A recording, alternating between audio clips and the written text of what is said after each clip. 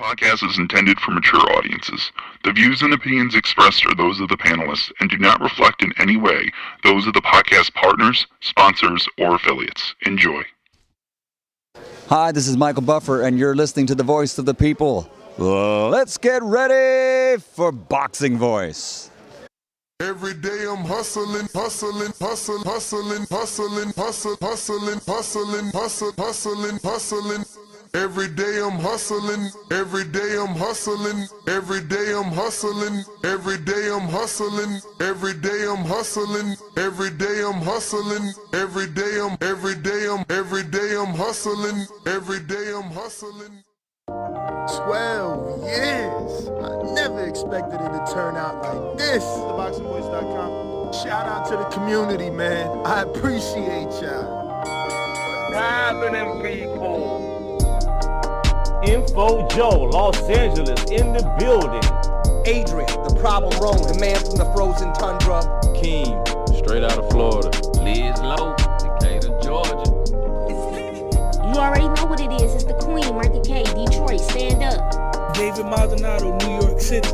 Yo, Nuts, don't cut me off, man. Don't cut me off. King Amin of Essex, catch me for them championship rounds. Big Super Mac, Plainview, Texas. Davidian in Buffalo. God bless you all. In Jesus' name. Without Chai, it ain't nothing. Without the callers, it ain't nothing, man. Bad Girl, TKO, San Diego, California. Big Fish, Vegas, Palm Beach, Florida. Intrigue, the Incredible, straight out the ATL. James Benitez, Huntsville, Alabama. It ain't hating, it's just the truth. Show Kid, Mount Vernon, New York, suckers. SDS Promotions. Coach Mide from London, UK. Checking in from Tennessee, it's Lethal James, P-A-Y-N-E. It's lethal. Line 6 Reed, just spreading that boots gospel. Bo from Bama, only in America. Well, I'm a true attestation to the American dream. King Born, Crown Heights, Brooklyn. You heard? 4 chicken wings and french fries, breakfast and champions. Let's get to it. JT, New Orleans, Louisiana. Stuff like that. Yo, TVV, this Coach J-Mac. New Orleans, Louisiana, 504, baby. What have you? C. Y. E. California. Like the video, subscribe to the channel, join YouTube members and Patreon for some. This is the #1 pound for pound and 2-division champion, Marvin the Tank Furman from Dallas, Texas. LV Sugler, from DC to Stunt City, Bomb Squad. Brandon Marie, aka the AJ Trucking, straight out of Cincinnati, baby. Madbat 100, U.S. Virgin Islands. Chickarelli, Hollywood, California. Luis Reyes, Boston, Mass. Yo, drop that SDS shit, This son. message was brought to you by SDS Promotions. The voice of the people, there is no equal. You can add Nestor Gibbs on Skype to be part of the conversation. TheBoxingVoice.com. As I always say, please make sure you push the thumbs up. Share this in every episode of the Boxing Voice podcast. This is TBV for life. If you ain't on Patreon, that's because you're stupid.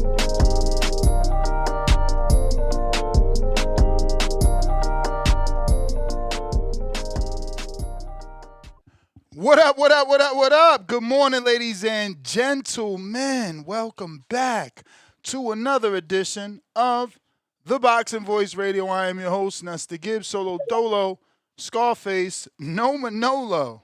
We're here for the previews and predictions for the glory at Gaza with Oleksandr Usyk, where he gets to take on another tune-up versus the kickboxer. And yeah, man, this is what we're going to be talking about. Listen, it's not the greatest of main events, but we have a pretty good undercard. You know, for the most part, as a hardcore, I am excited, and that's why I am going to tune in. And hopefully, you are as excited as I am. Now, I'm not jumping over the moon for the main event because I've never in my life heard of Rico Verhoeven. But Rico will be going up for the lineal title, which if he wins, the Ring Magazine belt will be transferred to him, and the WBC heavyweight title will be on the line. Oleksandr Usyk will make a historic title defense in Egypt, of all places. And it should be a sight to see because they say it will be in front of some pyramids. So, I'm excited for that. It's always fun to see the amount of money that Turki Al-Sheikh invests into the things that he loves when it comes to these locations. But all the graphic imagery that they've been using to promote this fight has been picturing the men in front, behind, alongside of pyramids. It is a stack card taking place this Saturday. And Hamzah Sheeraz gets his first shot at a world title. Well, not his first shot because he did have one against Carlos Adames, which we're forgetting. But this will be for a vacant title. And he'll be taking on someone we've never, ever heard of. But hopefully, it's a good fight. And he earned his position. Alem Begic gets a shot for the WBO vacant middleweight title, super middleweight title vacated by Terrence Bud Crawford. Also, another fight as a hardcore I'm interested. Now, granted, Hamzah Sheeraz's fight, not over the moon, as I don't know Alem Begic, but it is a title shot. And if he wins, it changes things in the 168-pound division in terms of the landscape and what's next for him, potentially a Canelo unification if Canelo also beats Chris Mbili. So Hamzah winning the world title is pretty important. Then we finally get to see Shakram Giyasov in the ring with someone on that level to see, is he on that level? He's 17-0, 10 KOs, and for the last 10 years, the biggest name he's fought is Pablo Cesar Cano and Emmanuel Taylor, common opponent with Adrian Broner. So, Shakram, in my opinion, never really wanted that title shot. His resume just doesn't say he was ready for a true title shot. And even this isn't a true title shot. This would be for some sort of interim or regular. Even though Jack Catterall wins, the title finally will be attached to his name because he has not been able to actually win a world title. So if he does, regular or not, the UK will champion him as a champion. But I'm interested in that fight, like I said, because Shakram's been there for years, and we've never seen him mix it up. He's just been the mandatory Tiroli and other guys over and over and over and over. He reminds me of Victor Postal when Danny Garcia was the WBC champ at 140, and he just kept taking step-aside money for 3 fights straight. Eventually, he fought Lucas Matias for the vacant, became champ, and lost to Terrence Bud Crawford after Danny moved up, vacating those titles. But on the undercard, another one, this is the one I'm excited about. The other three, I just am going to watch as a hardcore. But Frank Sanchez, Richard Torres is the main event for me. It's for the IBF heavyweight eliminator. It's Torres in with another boxer. He passed the Guido Vigianella test. And now he's taking on the Cuban, who, let's be real, isn't an easy fight. Frank Sanchez beat Junior Fa. He also beat Carlos Negron, Christian Hammer, F.A. Ajagba, and I'm pretty sure he gave F.A. his first loss. And he beat my Dominican brethren, Nagy Aguilera. But let's be real, Aguilera never been good, never been body beautiful, just out of control. But he also beat Joey DeVaco. So Sanchez is groomed. He's got good pedigree, good wins, good resume. Torres, on the other hand, he's the young buck, 14-0, 12 KOs. Biggest win, Guido Villanueva. Common opponent, Joey DeVaco. Also beat our friend from Polk County in Florida, Brandon Moore. Beat Curtis Harper. But again, the closest thing to a Cuban, Frank Sanchez, would be Guido Villanueva, the Italian, which they are not the same.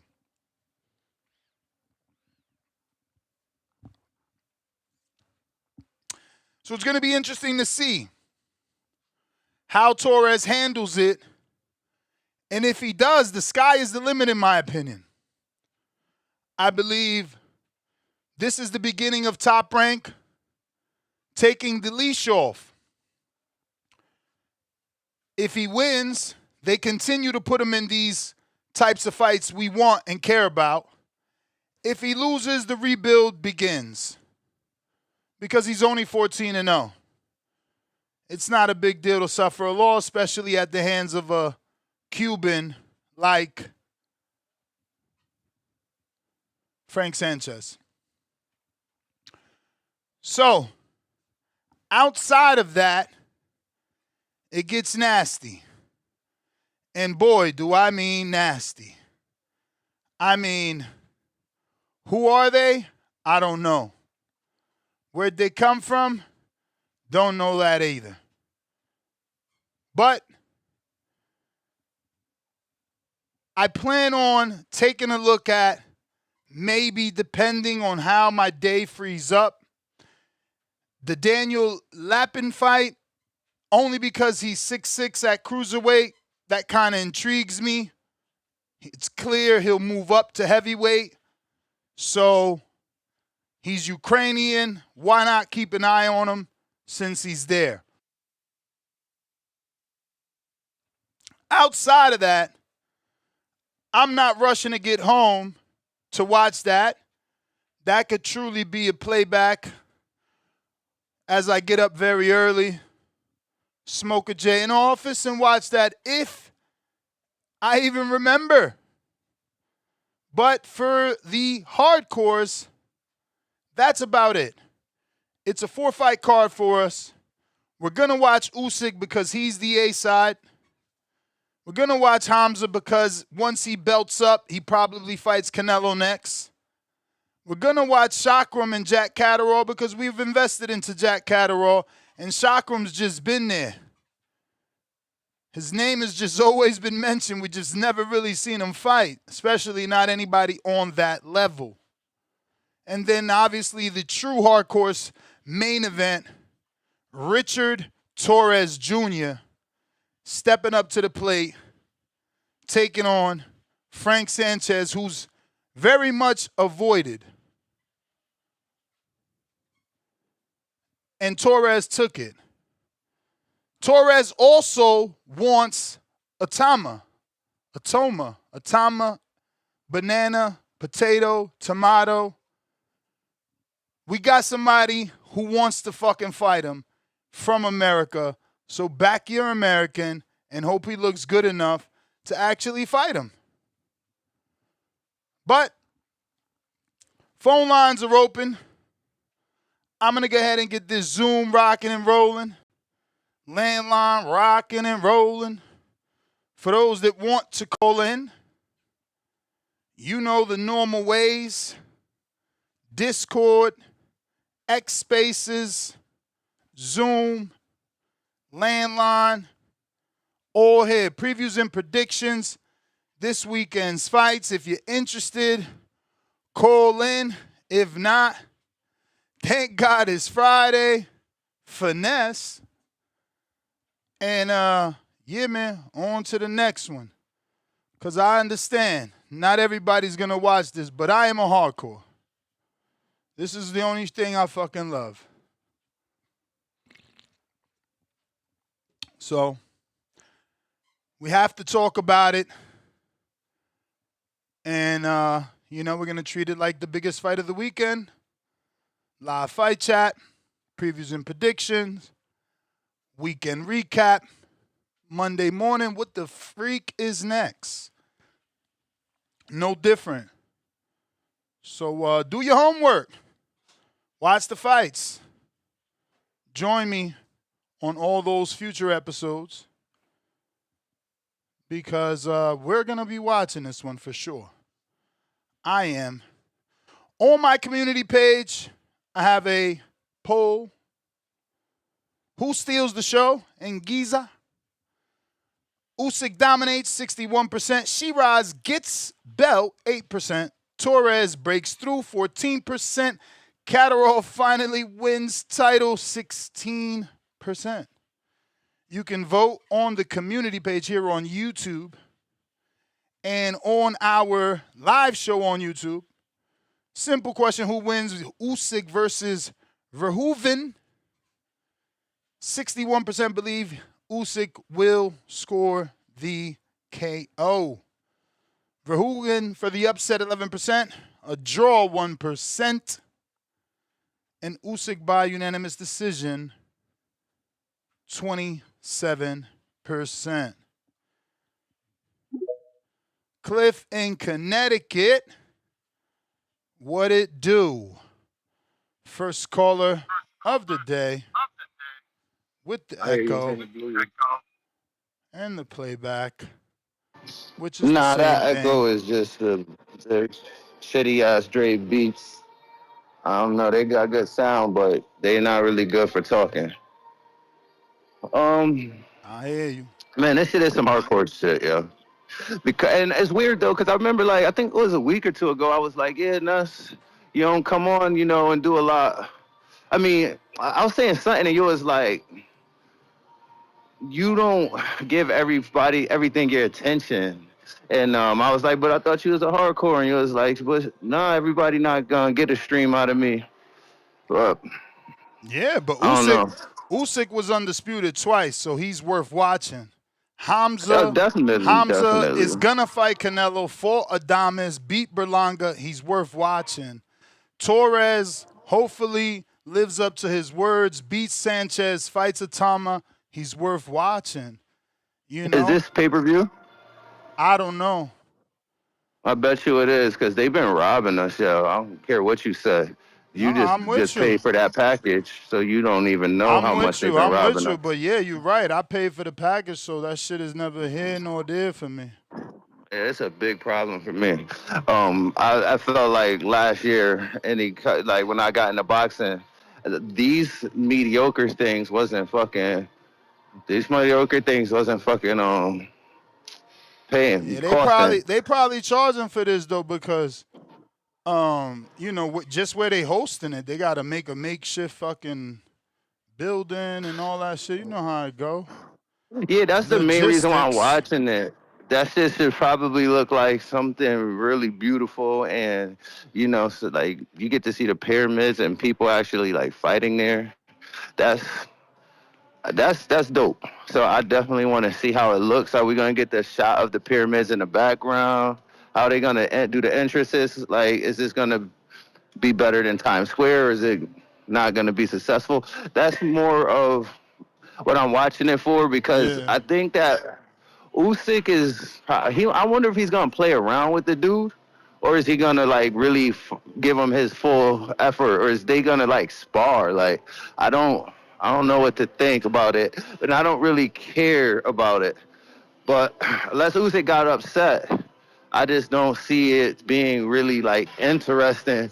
Hamzah, again, unless he gets upset, like, we expect him to win.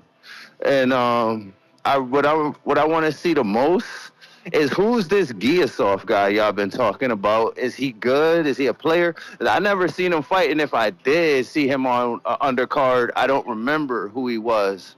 So I'm checking for him. See why Devin said Rolly was ducking him.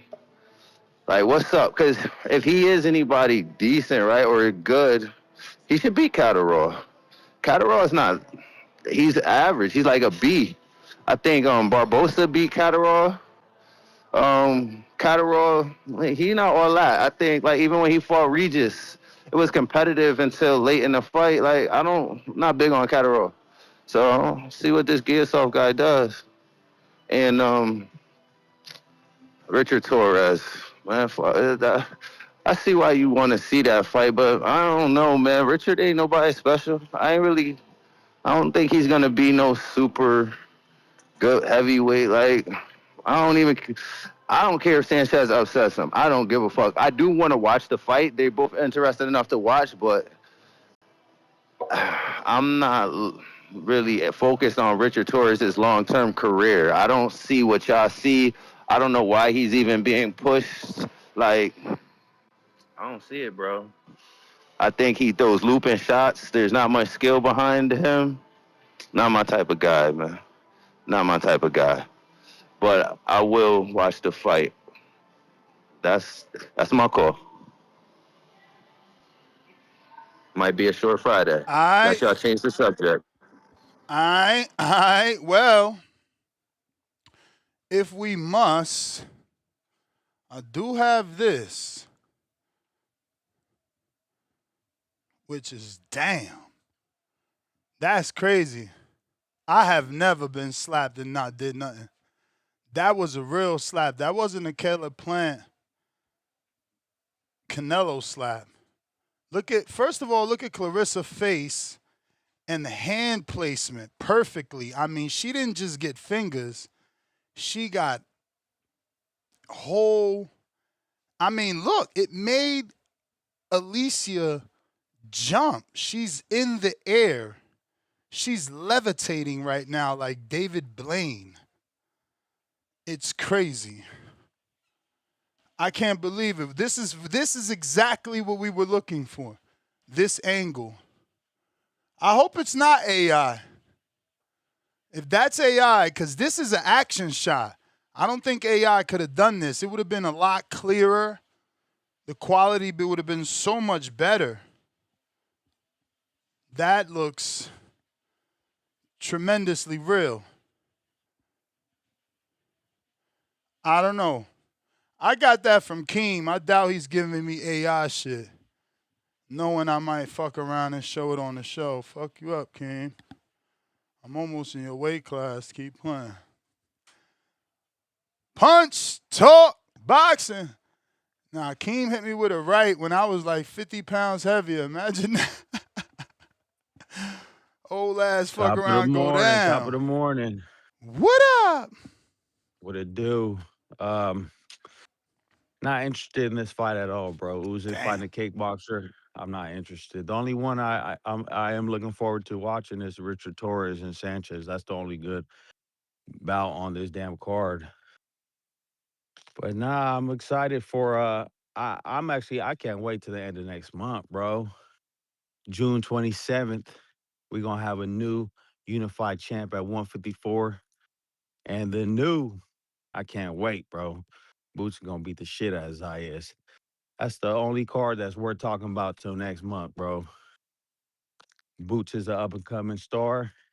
and next month he gonna prove it. That's pretty much all I got. You guys have a good one. You too, champ. Appreciate you with the check-in. Oh shit, we about to get a car wash. It's going to go. Yo, yesterday I was gonna go, and I'm like, man, I ain't going nowhere. I'm tired as fuck. And then woke up to hella rain. We ain't getting no April showers down here. We getting May showers.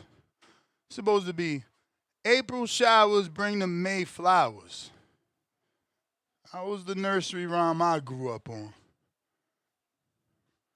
He said he slapped it with the right hand. Y'all mad. That shit real. I need Alicia to come out and say that shit fake.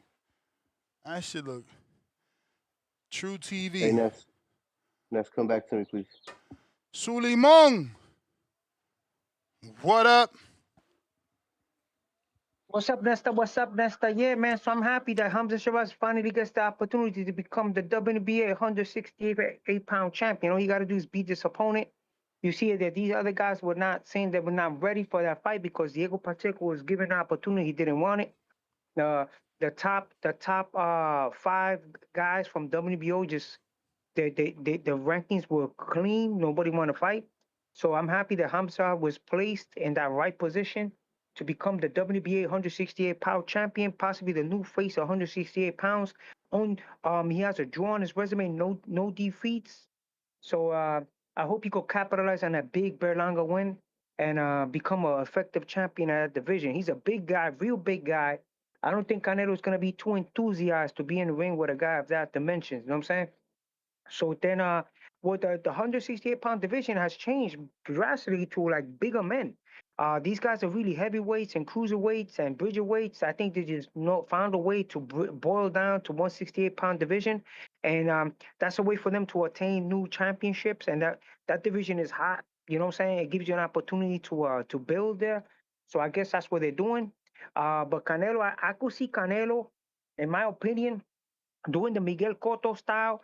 I think I could see him winning this championship if he's still effective, and after that boiling down to 154 and finish his career at 154 like Cotto did when Cotto became the WBO champion, and possibly retire. I don't see him staying there and fighting these big boys at a slower rate. He's slower now. His feet are not there. His reflex is not there. It's at the end of the day, it's age. You know what I'm saying? So I could see him finishing his career at 154, like Cotto, like Miguel Cotto did. This card that you was talking about, I'm very happy with it. You forgot to say that Richard Torres gave his first loss to Brandon Moore. I know you mentioned him. The current USBA champion, United States Boxing Association champion, he gave him his first loss. Frank Sanchez too gave this first loss to Efe Ajagba, dropped Ajagba in that fight. You know what I mean? So this is gonna be a good fight, man. They said that Ajagba lost to Aja Caballero because he was not feeling well, man. Sanchez lost to Aja Caballero because he was not feeling well. If he's 100%, and even though they say he has a kickstand for a leg like Trevor Bryan, he could win get a possibility to become the current #1 contender for the IBF. I don't know if they're gonna give him an interim belt, but he could be the current #1 champ. Torres never faced a guy with the amateur experience and the boxing ability of Frank Sanchez, who was at one time trained by Eddie Reynoso. You know what I'm saying? So that, I hope those lessons pay dividends, you know what I'm saying, in this fight. And Richard Torres, he's a southpaw, likes to get in there on the inside, man, and work. He better be 100% because he fought Frank Sanchez, and Frank Sanchez has been done to become a world champion. So, I want to see that, you know what I'm saying? And then the card, I think that's gonna be a good fight, man. I think in my opinion, Usyk is gonna finish this guy's guy early, like he did to Du Bois. I could see him just as another payday for him, a little soft touch for him for now. You know what I'm saying? A little a change of the atmosphere. You know what I'm saying? Like he's been fighting all the top tier contenders. Now he's given an opportunity to a kickboxer to go in there, like Ali did. Ali at one time fought a Japanese wrestler. You know what I'm saying? Everybody want to imitate Muhammad now. You know what I'm saying? Everybody want to imitate Muhammad. So he wants to be like Muhammad. He wants to go in there and show people that he's one of the greatest heavyweight champions of the world. Now he wants to fight a kickboxer. Tyson Fury did too. He fought an MMA guy. You know what I mean? Who was trained by Mike Tyson himself. You know what I mean? So, everybody wants to be in the limelight, when you're a heavyweight. You know what I mean? So, yeah, the undercard's going to be good. I think Jack Catterall, with that new trainer, Jack Catterall is implementing a lot of punching power now in his game plan after he lost but because of his lack of punching power to Arnold Barbosa. You know what I'm saying? Big shout out to Arnold Barbosa. Much love to Arnold Barbosa on his platform here. Yeah, so he lost on points to Ana Barbosa. Barbosa became the WBO interim champ at 140 pounds and was able to contest against the great Tio Lopez. You know what I mean? So yeah, so that fight right there, I think that was his climax fight. And it was Jack Catterall that was in the other side fighting him. So now Jack Catterall got a new trainer from United States, and he's learning how to punch harder. Look what he did to Echo, the engine Esso man. He stopped him. He swelled up his eyes. So this guy right here is a glamour child. He's a #1 ranked contender. I guess the buck stopped there. Roddy probably didn't want to give him no more step aside money, so he decided to fight Jack Catterall. I could see Jack Catterall stopping this dude, beating this dude senselessly. I could see Jack Catterall showing a statement, showing the people the 140 pound division that he's 147-pound division. He's here to stay, and he's showing Rolly Romero that he's coming for him. He's even telling him that once he wins the WNBA regular belt, either Rolly Romero vacates and he gets elevated, or he's gonna have to knuckle up with Jack Catterall. Jack Catterall wants to do something big in professional boxing. He wants to become a world champ finally at 147 pounds and start calling all the other big dogs at 147 pound, man. Nesta, man, great show, brother. Very entertaining. Know what I'm saying? And I think that was a real smack. But a lot of guys say that she smacked on the arm. You know what I'm saying? That's what people were saying originally. But if she really smacked her, you know what I'm saying? But I heard Clarissa apologize. Clarissa apologized to Alicia Baumgartner. You know what I'm saying? I heard Clarissa don't want no problems like that. She wants to continue to make money. All she wanted was to be respected and have Alicia Baumgartner not get into her personal affairs, because people's been watching the video.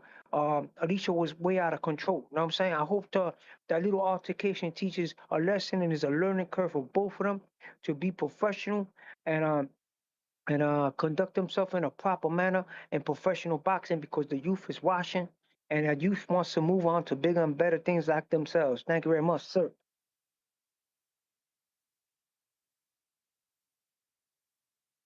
What up, what up, what up? What up? Diaz, shout out to you, shout out to the chat, shout out to the whole community. Ness, man, I'm curious as all hell, bro.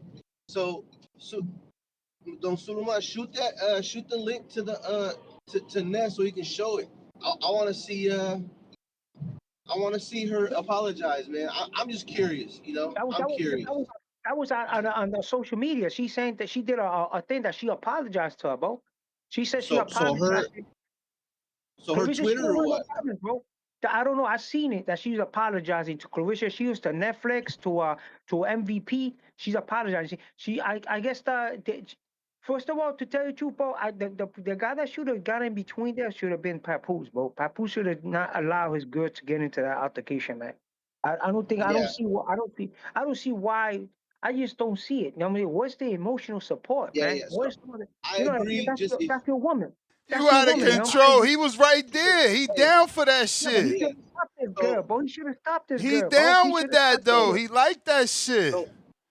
Don't Suleiman, send the link to Ness. Send me the link though. Let this man get his call. Let this man get his call. Send me the link. Yes, sir. Peace, Don Suleiman. Peace. Hey, I would love to see that, man. Not so much for gloating or whatnot, because look, man. Tone crashing out, saying the picture fake. My AI says the picture real, and I'm using Grok. I could screen share my results. But my Gemini says that it could be fake, so I don't know. Basically, Gemini don't know. Grok say it's a fake. All right, well, Grok says it's real. Grok says it's real. Yeah. Okay. Grok says it's real. Anyway, so I remember the day before last I had mentioned about, the unprofessionalism in women's boxing and whatnot, right? And I just want to clear something up because I think some people got it misconstrued. I got nothing against Alicia getting smacked across the face. Okay, she was running her mouth. Expect that shit to happen. What I don't like is the commentary and the yap because women do not know how to play the dozens, man. They do not know how to argue effectively. They sound nonsensical and cringy as fuck. So I just want to clear all that up, right? What happened to Alicia? She'll survive. Either she got hit in the arm or she got hit in the face. It don't matter. Like Suleiman said, she gonna learn about running her mouth from that situation. Because whether she didn't want her get backs or she couldn't get her get backs, she wasn't able to. Now she's got to answer for it. So, like I said, that shit cringy. They're better off just smiling and talking shit from a camera. Because that whole women beefing period is cringy. They don't do it well.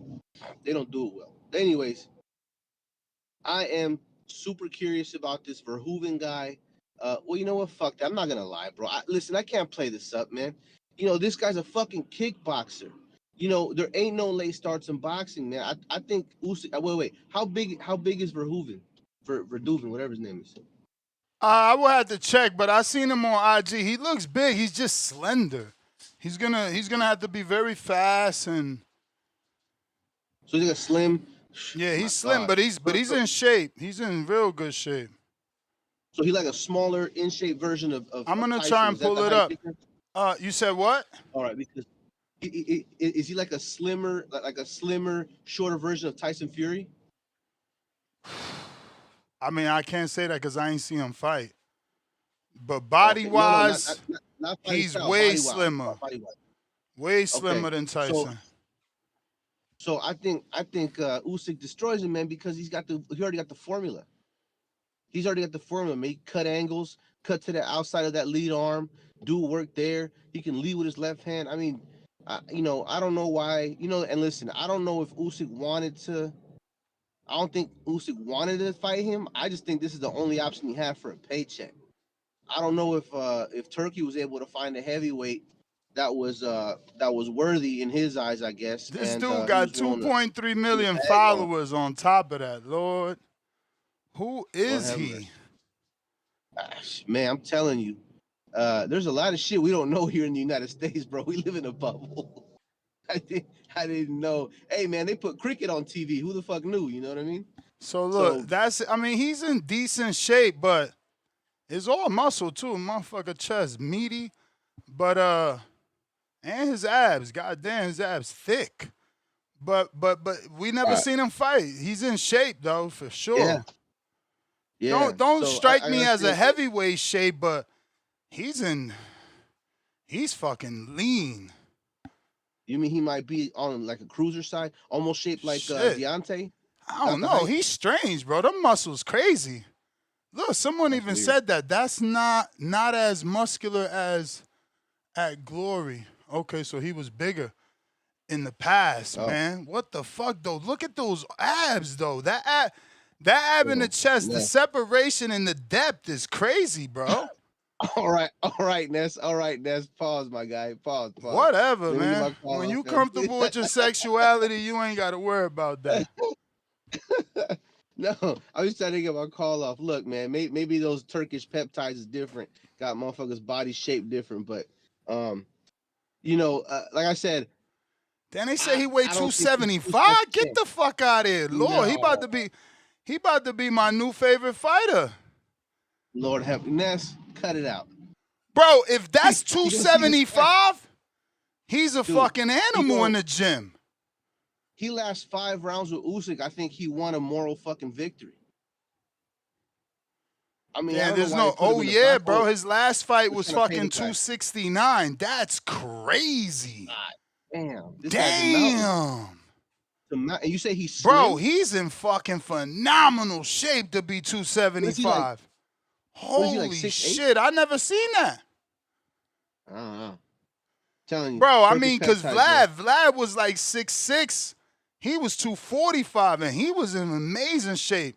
Even though I still take Vlad over this one. This one is just, I don't know. His chest crazy. That shit ain't gonna win no fight, though. Yeah, I'm saying, man, that shit ain't gonna win no fight, man. So, you know, anyway, so now I'm even more curious. This big old Look at behemoth shit. Cliff. 275 with those abs. Test that, man.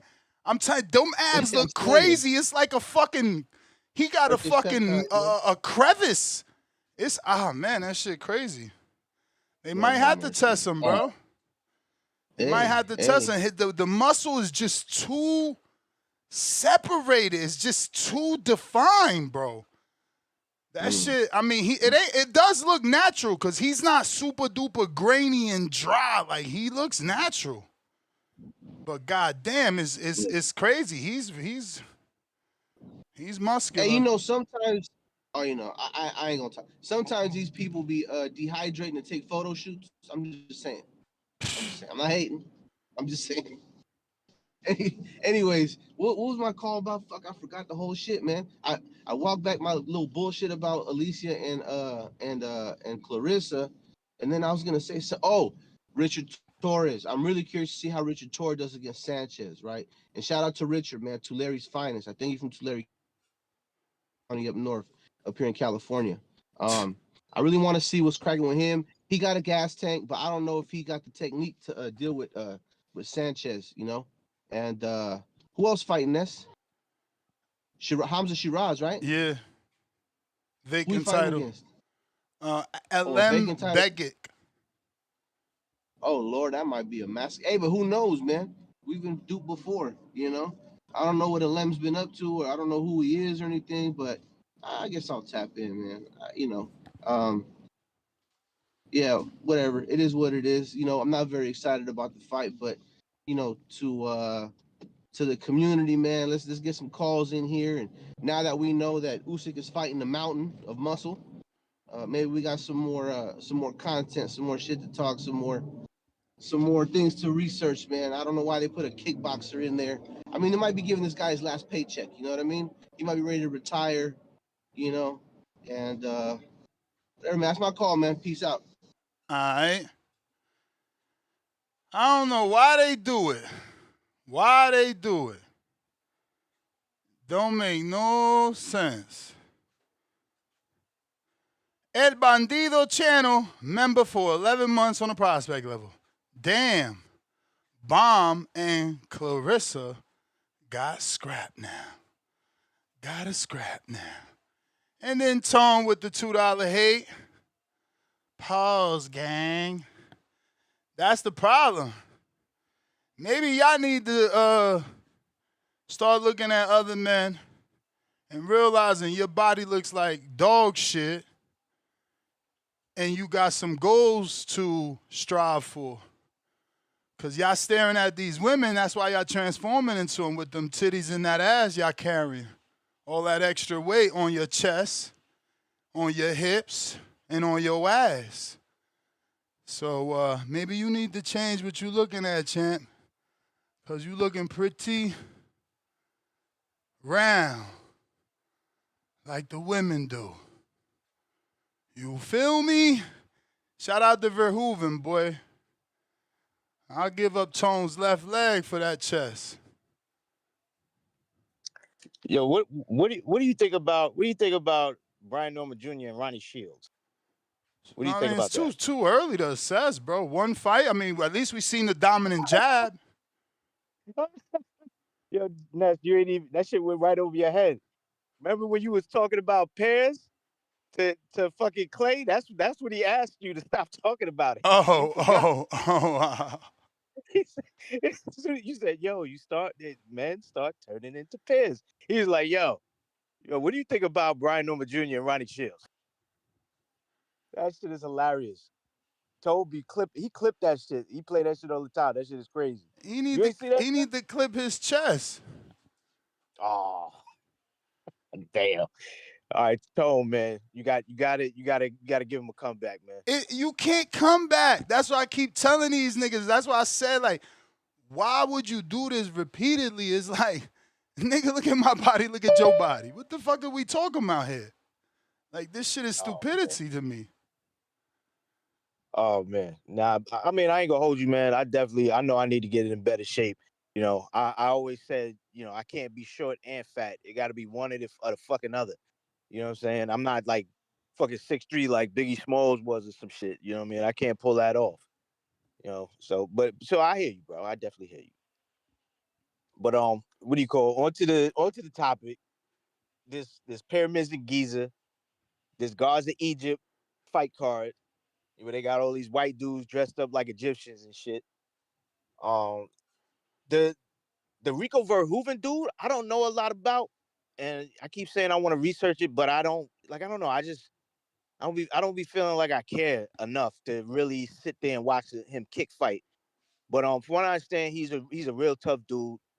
To your point, he is in dog shape. Like he's a big dude. He's in dog shape.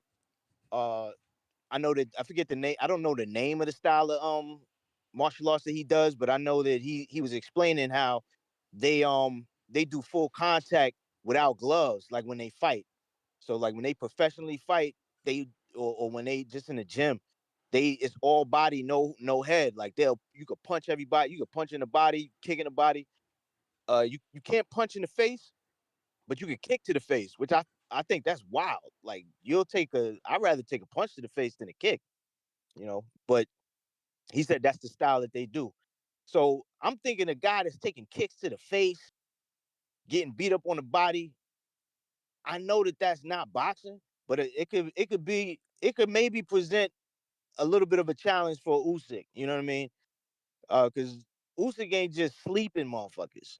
So maybe the guy's tough and he'll present somewhat of a challenge simply because of that. But I don't have a problem with Usyk getting his cheddar, man. Let him get his chips. Let him fight a guy that's not. Yeah, I'm not mad at a tune-up. Just why a left field rinky-dink circus act tune-up when there's mad people waiting in line? Like, Caball's too tough to tune up. Pick somebody else. Yeah, pick a green Torres or a green Jared. But like, damn, fucking Verhoeven gets a shot. Now you bring up Richard Torres. Richard Torres, I like this fight, but I'm nervous. Well, not nervous. I could say I'm not sure what Frank Sanchez we gonna see. Like Frank Sanchez was a motherfucker before he ran into Caball. Caball destroyed him to the body. You know what I'm saying? And that was that key to victory there.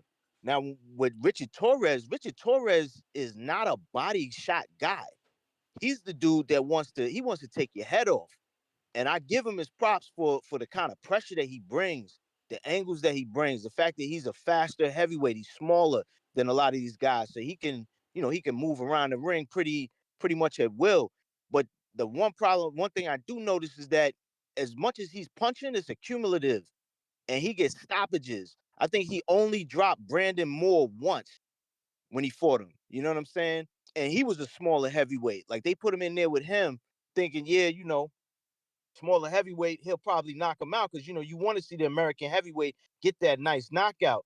But he did, they stopped the fight like they did with a lot of his fights. They stop and shit. So it's cool that they calling it the Joey DeWeco. That dude, he was tough. They disqualified him because I guess he was too tired. He couldn't keep that mouthpiece in. They kept punching him in the face. Mouthpiece kept coming out. Ref just was like, it's over. With Guido was tough, but Guido fought at a real slow pace. But even with Guido fighting at a slow pace and not having as much output as Richard Torres, he kind of lumped Richard Torres' face up. So I'm curious to see what he does with a Frank Sanchez, and hopefully Frank Sanchez is slick.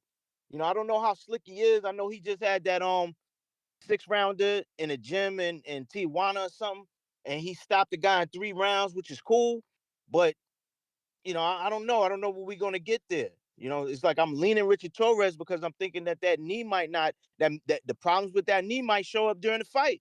You know what I'm saying? They may show up. What your man Hamzah? This is a gift, I think, because the Alem Begic dude, he's out of Germany. Like we just saw now I don't know. Let me not say it's a complete cherry, because we just saw that dude from Germany give Tim Tszyu hella problems, and he shouldn't have.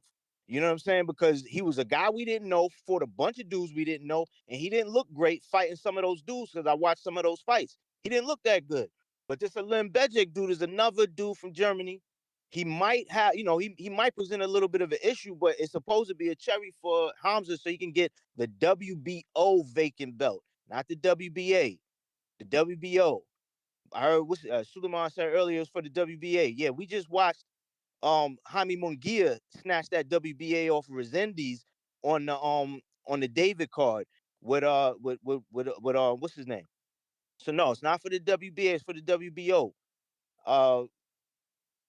I think that he should get it because this dude has not faced high level competition. I think out of the wins and losses of the people that Alem Begic fought, it's like 340 wins, 278 losses for all of the people he fought combined. So, obviously he's not fighting high level competition. But again, maybe them German dudes is tough. Maybe he presents a little bit more of an issue. Who knows? With Jack Catterall and Shakram Giyasov, I definitely want to see that. I want to see how Cat looks with more time with Bozy in the dungeon. I want to see what he looks like. Maybe, I'm curious about that. Shakram Giyasov, he's a tough little cookie. But I don't know. I mean, preliminarily, I ain't really do a lot of research, but I'm thinking maybe Jack could get it. But it is tough. I'm not gonna say it's not gonna be a tough fight for him. And again, the winner gets the WBA regular on that one. They're definitely next in line to fight Rolly as the super. Rolly's not vacating that super, so you can you can get that out of your head. He's not vacating the super. If anything, PBC is gonna let this be a long-term championship because they want a champion at welterweight. You know what I'm saying? That's a glamour division. You want to have a champion at welterweight. And they already got one, and they elevated him to a super champion, so that way he can extend that stay. Even though winner Shakram Giyasov and Cat gets to fight him, he also can do a voluntary, and he has 18 months for that. So I think that they got like at least they trying to hold on to that belt for at least 2 years before Rolly has to fight anybody where they might have to give it up. You know what I'm saying? So I don't think that there's any danger there in that regard. It's like the undercard. There's one kid that I'm interested too. The Jamal Talley kid. I think he got like 5 or 6 knockouts. You heard of him? Jamal Talley, yeah. Yeah. I want to see him. I want to see what he's looking like. They got him fighting some guy, Bassem Abdullah. I don't really know of course, I don't know who that is. That's probably some local dude that Turkey got. But I'm curious to see that fight. I think he's gonna look amazing. He probably will get a stoppage. I think that's gonna be cool. The other kid, the kid that's with Bob Santos, Sultan Muhammad, Sultan Muhammad. I like that kid, man. I like that kid. I think he's shaping up pretty good. He's a tough little bastard and he could punch. So I think, hopefully he's a little more disciplined because I think the last go round, like he wasn't really following directions too much from the corner, and he was trying to get the guy out of there, and it didn't work out or something like that. I think maybe they stopped it. I'm trying to remember. But if he's listening and if he's improving like he's been improving, he could probably get a stoppage. Or if this dude is tough, whoever this guy Daddy Imprax, if he's tough, maybe he gets more rounds. But I think I definitely see a victory there, and I just like that kid. He's a up and coming kid. I like him. Now as far as this Clarissa shit with Alicia, I mean, I don't know, man. That picture look kind of real. That picture look kind of real. I don't know if it ain't or it is. AI is a motherfucker. Man, that AI is. shit is. AI is terrible. You'll never know. Word, like I seen one time it was a dude doing the video, like he was like laying in a position or something, and he was like talking to you saying, yeah, but he had a split screen up with a picture with like a girl. It was live, like the girl looked real, but he was saying like, because he was doing the same shit and she was doing it too. He was like, yeah, this is some AI shit, like some AI prompt where it will put, like, how people put the filters on and shit. It was like a filter, but it was like, it made it look like a whole real girl, and he was doing whatever the fuck, she was doing it too. And he was like, yeah, y'all be talking to dudes online thinking that y'all talking to chicks or looking at videos of dudes, bro, moving like females and shit, but the AI make it look like a girl. I was like, yo, that's crazy. Now I don't even want to look at none of that shit. Cause what the fuck, that's wild. That's wild. So I don't think it's impossible that could be a fake pick, but I also don't know. I mean, it looked real. Like the shit looked real. My thing is, I'm waiting for the dude who got nuts. You ain't gonna tell me it's only 2 people with camera phones that came out when them 2 start talking. Somebody else got a closer, better angle of the footage where you could see We the gotta slap. see TMZ gonna get it, cause that's the only thing about this picture. It don't got a TMZ watermark. Like, why wouldn't someone sell this shit? But maybe they're not big enough. I don't know. I think they waiting, bro. I think they waiting for the price to go up. Because TMZ don't be video. picking up Clarissa the way, like, the Shade Room and all them other shits be picking up. No, they don't. But I think whoever got that footage, they waiting for the price to go up, or they negotiating to get the price up. They probably in a bidding war, so that they could sell that shit for some bread. Because it can't be that there's only 2 angles, and one of them you can't see the slap in either one. If there's a real slap, somebody got that footage. I think it's got to come out before before I pass judgment. The shit sounded like something, but couldn't see it. So it is what it is with that. But yo, I appreciate it all the time, man. That's my call. I'll talk to you. All right, man. Peace. Mike, what up?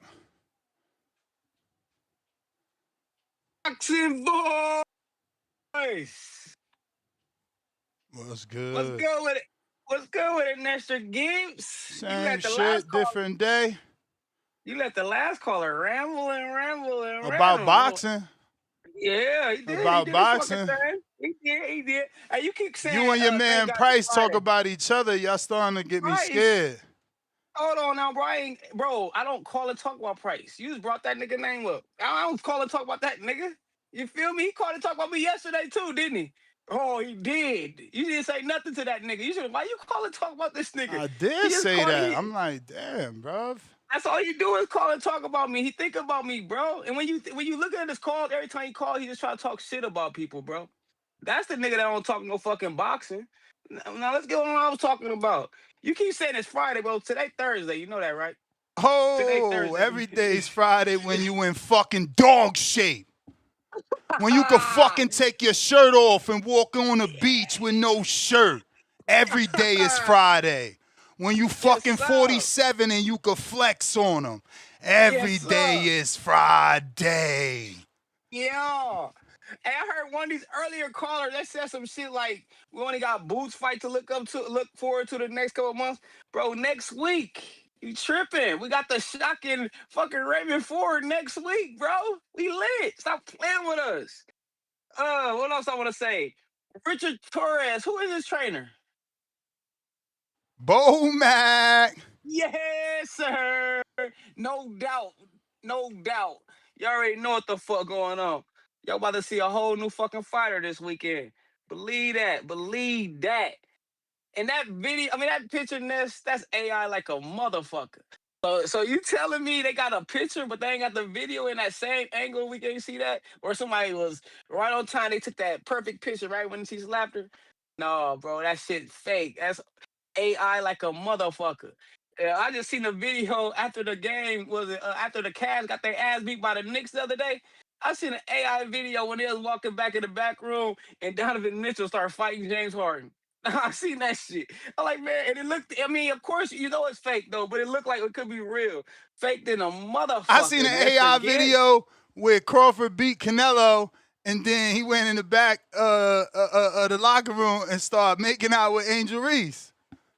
Oh, yeah, that's fake, too, see? Nah, that was real. Saying. Come on, bro. He didn't gonna kiss that girl for real, bro. That's fake to the motherfucking Ness. You cannot be fooled by this shit. I know you way smarter than that, dog. Bro, You've been on the internet way too long. Hey, yo, a win over Canelo get you that type of yams, man.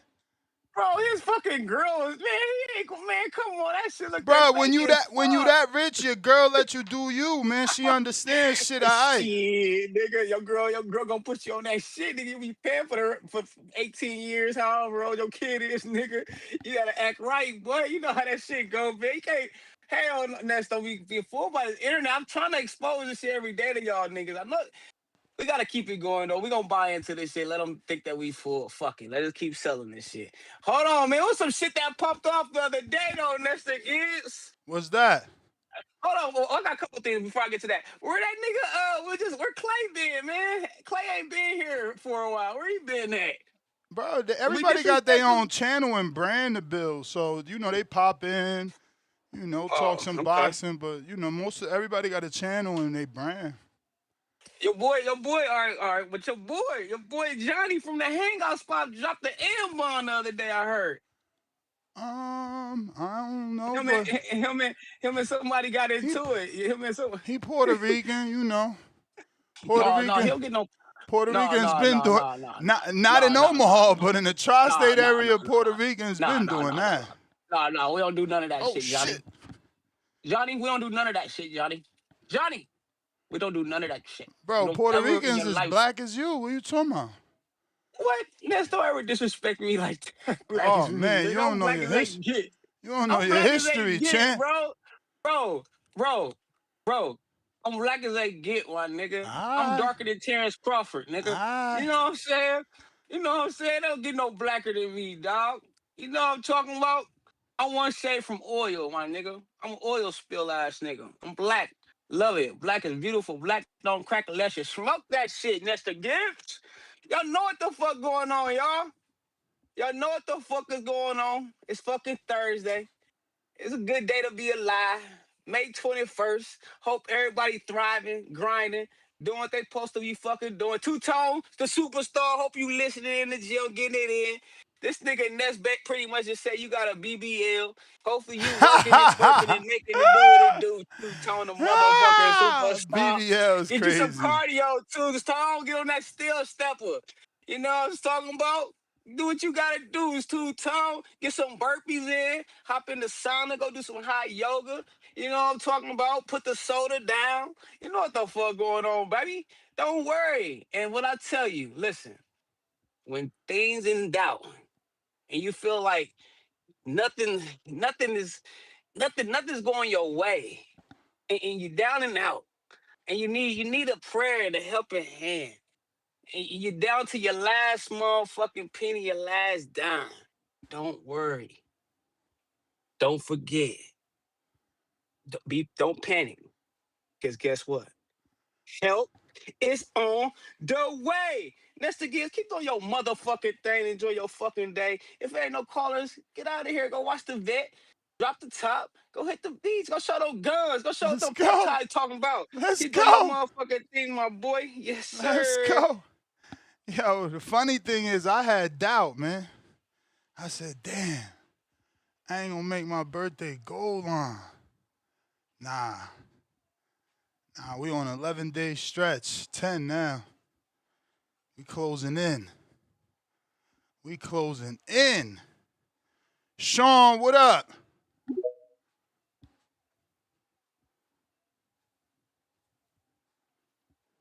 How you doing, Ness? Straight. Yeah, that's good. Yeah, I'm looking forward to the fights. I'm familiar with Rico guy.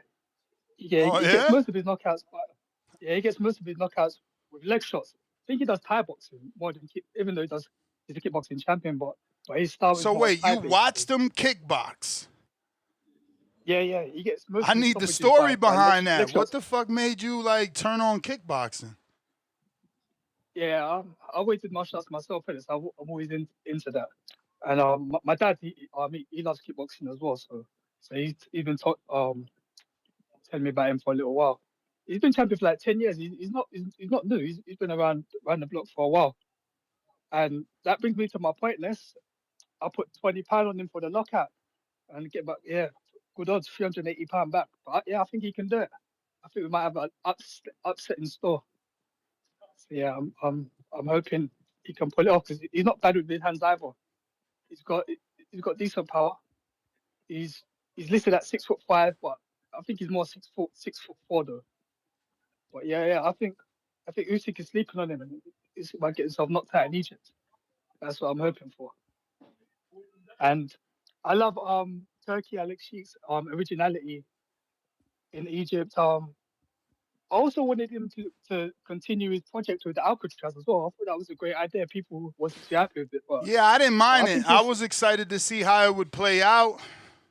And that's yeah, how man. I It was, am yeah. with all of these. I'm always optimistic and intrigued to see the logistics, how they make it happen and how's it play out.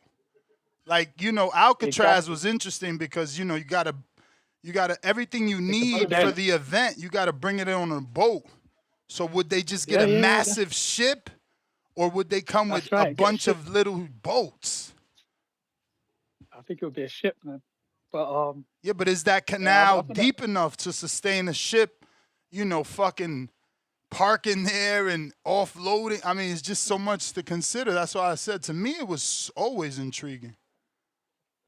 Yeah, but people shut that down, so I don't think he's going forward with that anymore. But yeah, it's good that it does things different. You know, nothing has to be the same old Vegas, Madison Square Garden, Wembley. Like, yeah, the change is good sometimes. And onto the rest of the card, quick. Yeah, I think in the UK we're gonna have a couple more champions over the weekend. I don't know too much about either guy's opponent, but I'm looking forward to Hamzah defeating this guy and possibly unifying. Dan, so you don't even know Alem? No, I never heard of him. Never even heard of him. Nasty So, work. yeah, Hamzah should knock this guy out and get ready for the win of in September between Canelo and Billy. Or we'll take on Pacheco as well. That'll be a good fight. The battle of the lanky fighters. Like, I'd have Hamzah coming out on top in that fight too.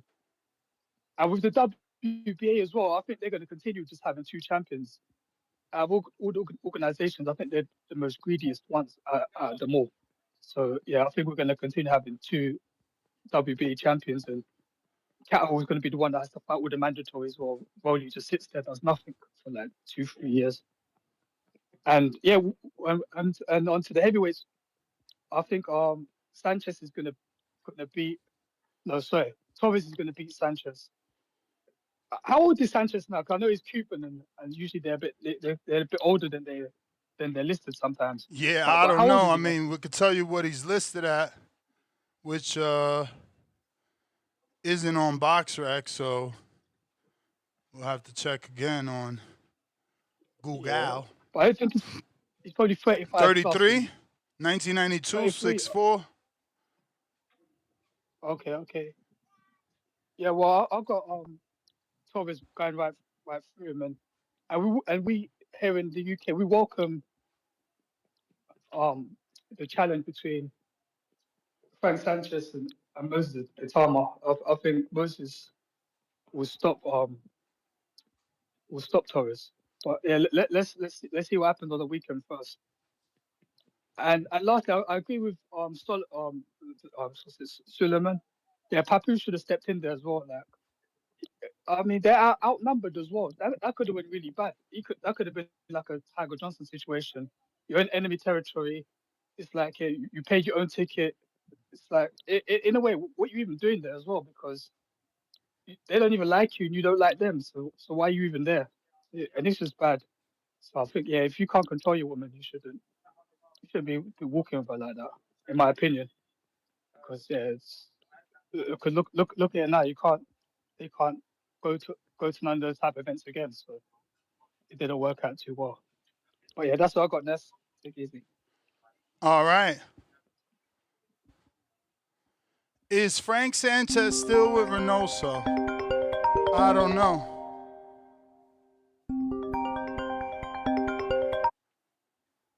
We got Chad, Canada.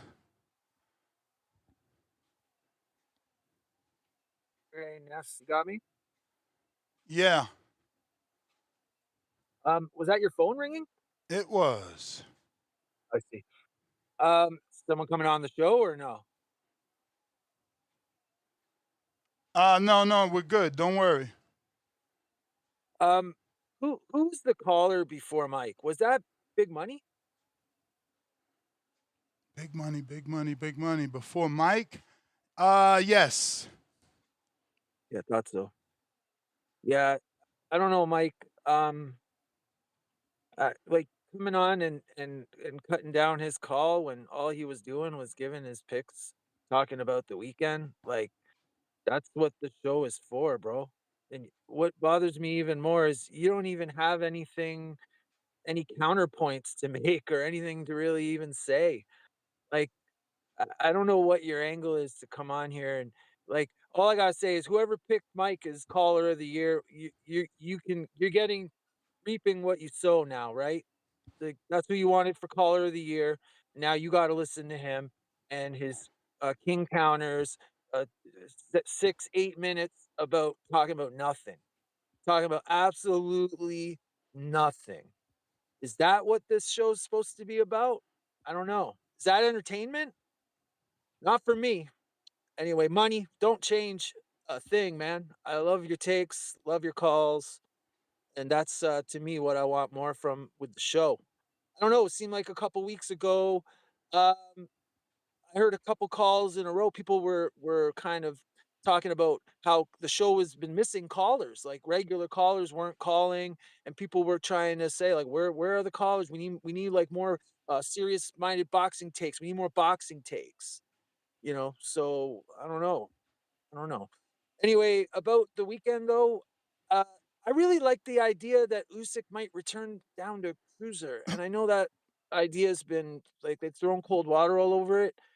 But I remember after the Fury fight, Usyk was complaining about how it's hard to keep his weight up, and it seemed like from his point of view, it might be something he could do physically. And now, I mean, the promoters have thrown cold water all over it, which doesn't say I've heard it from Usyk that he won't go back down, but I feel like if he could, I think that would be the most interesting finish to his career because it would definitely increase the excitement in cruiserweight, which there's basically none. I think David uh showing up on the scene, and if Usyk was to drop down, I think between the two of them and the existing people at cruiser, they might be able to get something popping at cruiserweight.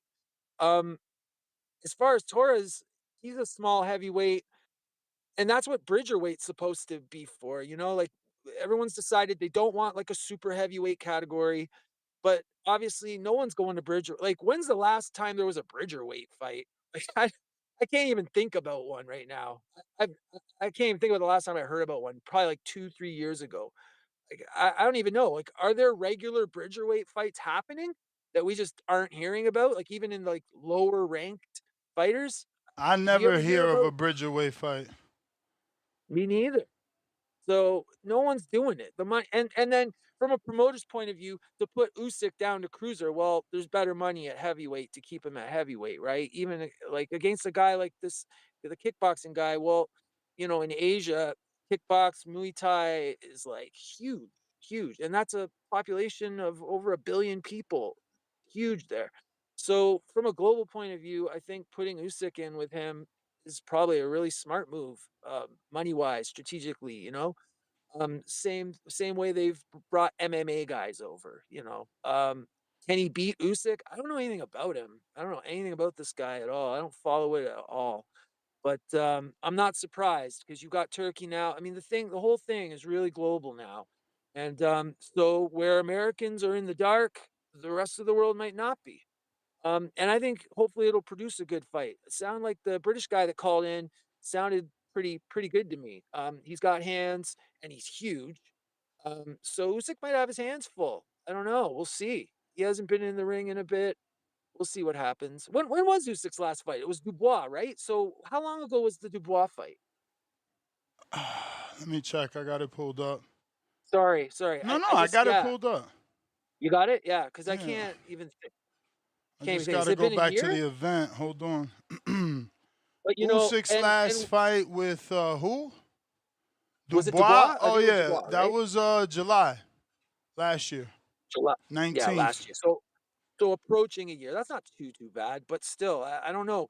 I mean, and again, with it could be a thing where he gets old overnight. There's a lot of questions. I think it's a more interesting fight than a lot of people are giving it credit for. Put it that way. Um, but anyway, what do you think though about him returning to cruiser? Like, does that even interest you in the least? No. Ness or no? No. No. Who's that cruiser for him to fight, bro? Well, I mean, David. He could meet David there. I think that's hugely interesting to me. If Usyk could make the weight, and be Now healthy and that everything, changes right? everything, but And I don't know. I Jai don't know is that there? he's gonna go down 40 pounds, bro. Is it 40 though? Let me check. Isn't he at 46? Let me check. Is he at 24? Okay, last one was 27, 26, 23. Still a lot. Can he cut that? I know. It is a lot. I know a lot of people probably think it's ridiculous. But remember what I'm saying? There was interviews with Usyk after Fury where he was saying that he finds it hard to maintain the weight, to keep it up at heavyweight, and that he would have preferred. He was the one talking about possibly going back to cruiser and regaining a couple titles, and at the time I wasn't too excited about it, but things have changed. And now with Jai there, David is sniffing around at cruiser. I mean, if Usyk's going to finish up with only, how many fights does he have left? I don't know, 2, 3, maybe. I mean, I just thought it could be interesting to shake things up down there, but I don't think it's going to happen. And you're right. It is a lot. It is a lot of weight. And at this point, it's probably too late. But we'll see what happens this weekend. Torres and Sanchez, though, I'm also excited about that one. I'm a Torres fan. I think Torres is great. And I mean, Top Rank has definitely had a hard time matching him. I would say of all Top Rank's prospects and contenders, his career, his trajectory has been the toughest one so far. I mean, basically, he hasn't really had a lot of interesting competition. Let's be honest. Sanchez, definitely a good fight. I wish Sanchez has been a little more active in the last couple of years, but I think Sanchez will be up to it. I mean, this is a big opportunity for him too to show who he is and possibly springboard his career. I don't know if Sanchez puts if Torres can beat Sanchez like decidedly here, what do you think's next, Ness? I'm hearing Atama. Like, is that? Yeah, I mean, that's what he's been saying. That's why I need him to win. We don't got nobody running to that fight on the American side. That automatically makes it a bigger fight, us versus them. Not saying he's gonna beat Atama, but at least he wants to fight him. So I'm backing him. I'm championing him. Let's go. Let's see what you can do, and hopefully you can do it. I've said it before, and just to remind any fans that maybe don't know, go watch Torres's fights with Jalalov back in the Olympics. Yeah, I mean, Jalalov is different, bro. I'm just saying. He's the one that stopped him. But it's David and Goliath, and what I'm trying to say is Torres is a super brave fighter. Like, he gets in there, he's brave, he comes forward with full intention, regardless of the size, regardless of the potential for his own end. Yeah, well, hopefully Bomac fixed that because, you have to be wary of the danger from coming inside on the bigger man. You don't want the bigger man punching down on you, cracking you with a fucking right hand that you don't see because you're so worried about getting to the fucking body on him. I think the problem is these guys are giants now too, right? Like, the guys are so big now. Yeah. So you're right. Hopefully Bomac can rein in his intensity and the bravery. You don't want to dull that either, right? If anyone can do it, I think it could be a coach. You never want to take away what they do best. And that's definitely Torres's MO, is the pressure. Yeah, man. He's there's a lot about Torres I like. And really, for anyone that might not know, he's quote unquote small, but he's really a average heavyweight. He's what a heavyweight used to be, coming in at 220, like Muhammad Ali, Mike Tyson, 220, 230. Like, that's what heavyweights used to be. And now they're just like super breed of humans that are like gigantic. I mean, look at Verhoeven, bro. Fucking 6'7", 275 is insane. I mean, Fury was that in a bad way. He was like fucking fat. Muffin top, bro. Muffin top. For real. All right. I'm gonna go. You got more callers? Yeah, there was somebody there. All right, man. I'm gonna go back to listening though. Thanks, Ness. You the man, champ. You the man. Discord available. X spaces available. Who's looking to call in? We got Khaled, Indiana.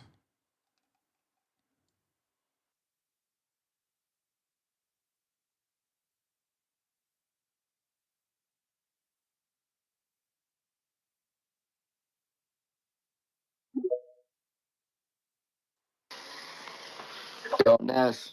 Damn, call you shower man. Nah, I just walked out. I just walked out. Lord have mercy. Y'all be getting ready, yo. I be getting ready around this time. But I just walked out, so we good.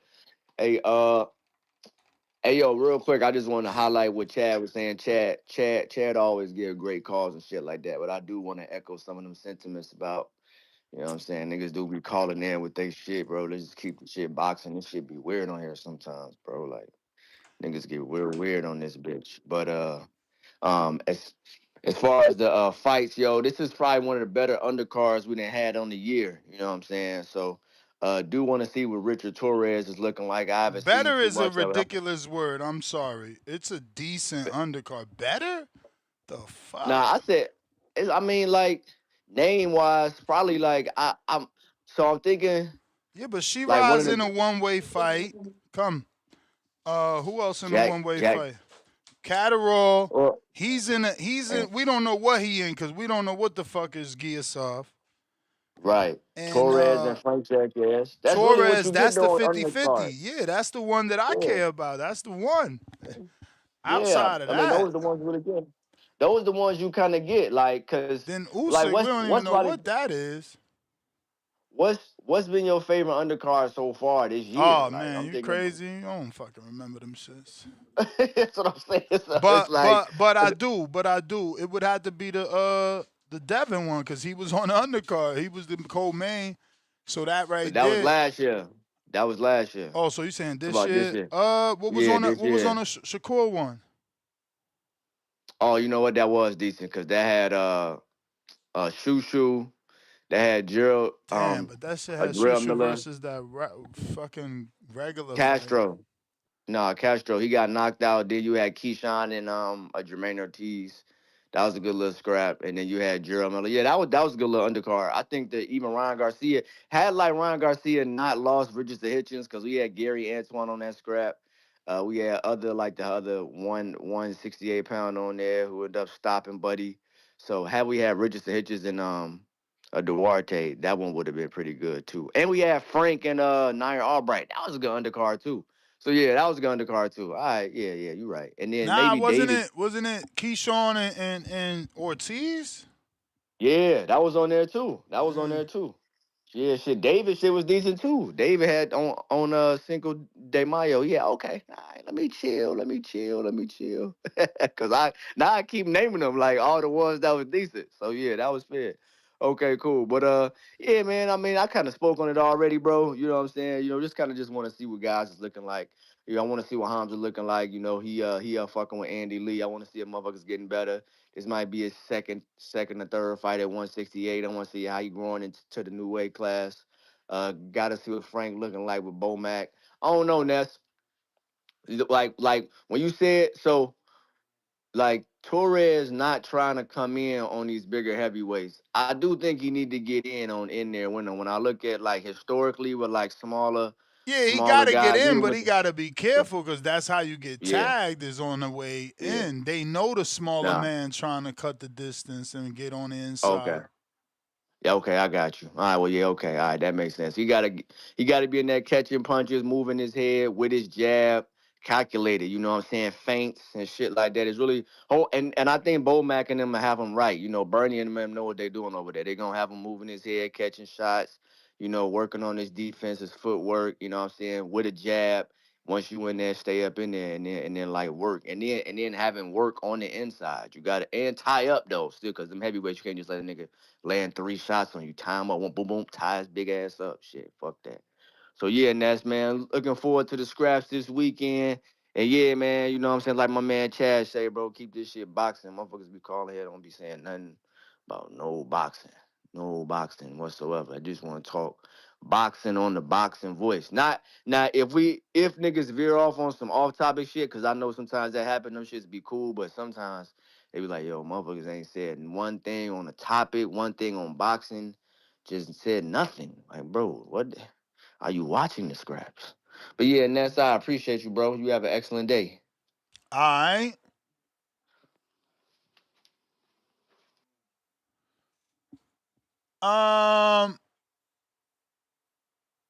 Discord available. X Spaces available. Bobby Cuts. What up? Wait, I see Mike there. Let me see Mike. I ain't see no counter with my email at. Email. What is going on? I'm assuming you got a counter, Mike. I can't find my goddamn email. Boxing boys. Y'all gotta come and check the chat, man. I see. One of these good subscribers got me. I'm not sure of the name. He a good guy. Nice. Yeah.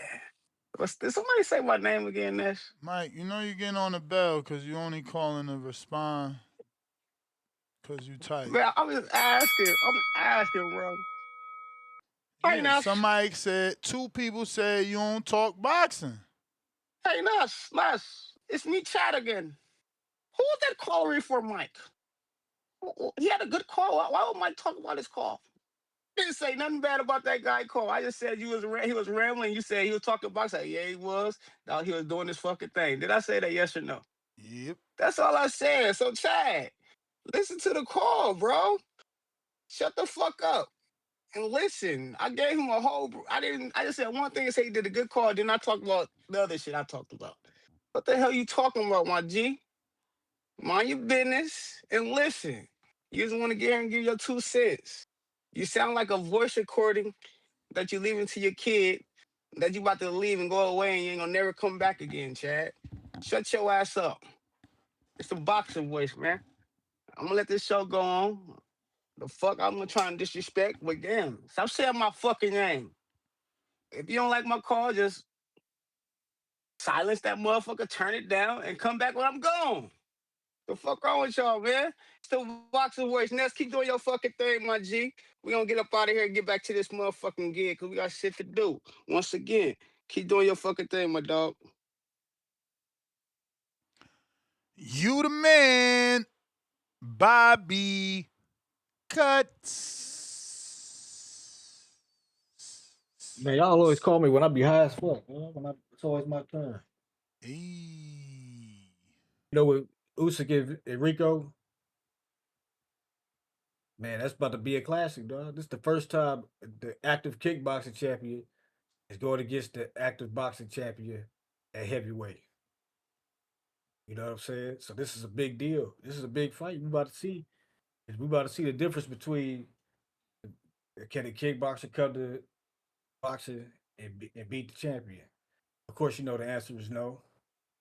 Of course, you know Usyk gonna fuck this dude up. Of course, you know it's a circus. That's what we living in. These are the times now because it's multiple combat sports. So if you got a belt in another combat sport, you could potentially go box a motherfucker.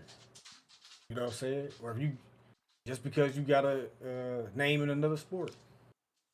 You know, that shit sound crazy, but that's what it is. You know what I'm saying? But what if he beat Usyk? Everything could be in shambles. You know, that's some shit that's impossible, but sometimes the impossible become possible. And everything gonna be fucked. The whole game gonna be fucked up. You know what I'm saying? Usyk gotta win. Like, these fights be motherfucking important, dog. He gotta win this fight. He gotta beat this dude down. You know what I'm saying? If he lose, the whole boxing shit is fucked up. Because you got a motherfucker with 2 professional fights, the lineal champion, and he not even a boxer. It'd be bad, dog. It'd be bad for boxing, dog. Usyk lose. Real. It was like shit. He gotta whoop this dude ass. He gotta and go out like Tyson Fury did against Ngannou. You know what I'm saying? That shit was sad. You know what I'm saying? Fury went out like Fury. I don't know why they even fucking just gave him a pass for that performance against Ngannou. You know what I'm saying? He embarrassed the whole sport of boxing. He did there. If Ngannou would have won, he would have broke the whole shit. Would have been over, dog. You know what I'm saying? The whole shit would have been over. The UFC fighters would just start boxing, nigga, and they just be on Zuffa boxing instead of fighting UFC. They just be Zuffa boxing. You know, that's the type of shit that can happen. All this shit can get wiped out. You know what I'm saying? When you got all these negative forces coming in, and motherfuckers ain't standing on shit. You know, it's shit is getting on the line for real. You know, hopefully Usyk come out, whoop this dude ass real good. You know, we can continue business as usual. You know what I'm saying? But if this dude somehow upset Usyk, I don't see how that shit can happen. After watching this dude fight a couple times, I don't see how that shit can happen. But if it do happen, if he just knocked it, he just do him like fucking Dubois with a body shot or some shit, and this motherfucker out, and he can't get up. It's gonna be bad. I don't even know what's. It's gonna be bad. That's the worst thing that can happen. You know what I'm saying? That's why I'm scared for this fight. But it's like shit. You know, just the era we living in now, where they just getting more and more wild with these matchups. You know what I'm saying?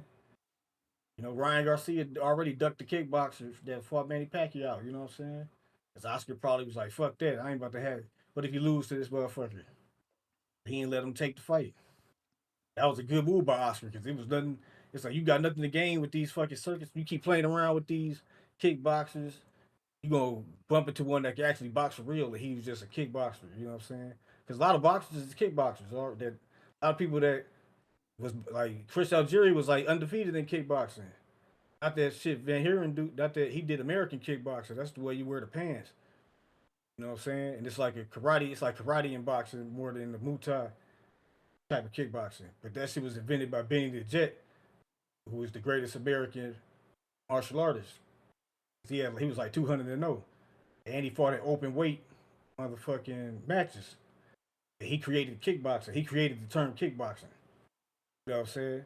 But the shit that Dutch style kickboxing, that shit's always been kind of trashed. It don't translate well with the boxing because all them guys that come over here, Nicky Holson, who the other motherfucker? I can't think of other kickboxers, but you know, they came over, they ain't did shit. They couldn't do nothing. You know what I'm saying? It was like shit. It's a whole different thing. Going in that motherfucking square circle with sweet science. That shit ain't like two motherfuckers standing in front of each other, chopping each other down like trees. That's why don't nobody want to watch that shit because it looks like some caveman. It's just not. I don't want to. I can't watch a full night of kickboxing, dog. That shit. I don't. That shit. That shit is brain numbing. Cause you just see two motherfuckers standing in front of each other, chopping each other down like trees. That shit's a step up from that fucking smack, that fucking power slap shit. You know what I'm saying? Shit whack, bro. Yeah, that shit whack. But you know, that's why Usyk got to bury this motherfucker. He can't let that shit permeate over here. You know, that shit gonna be a bad for the game.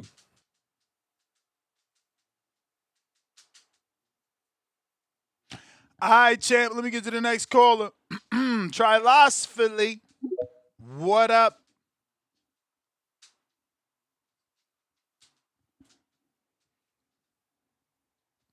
Come back to me. Nothing. About to be left out in the cold. Out in the bay.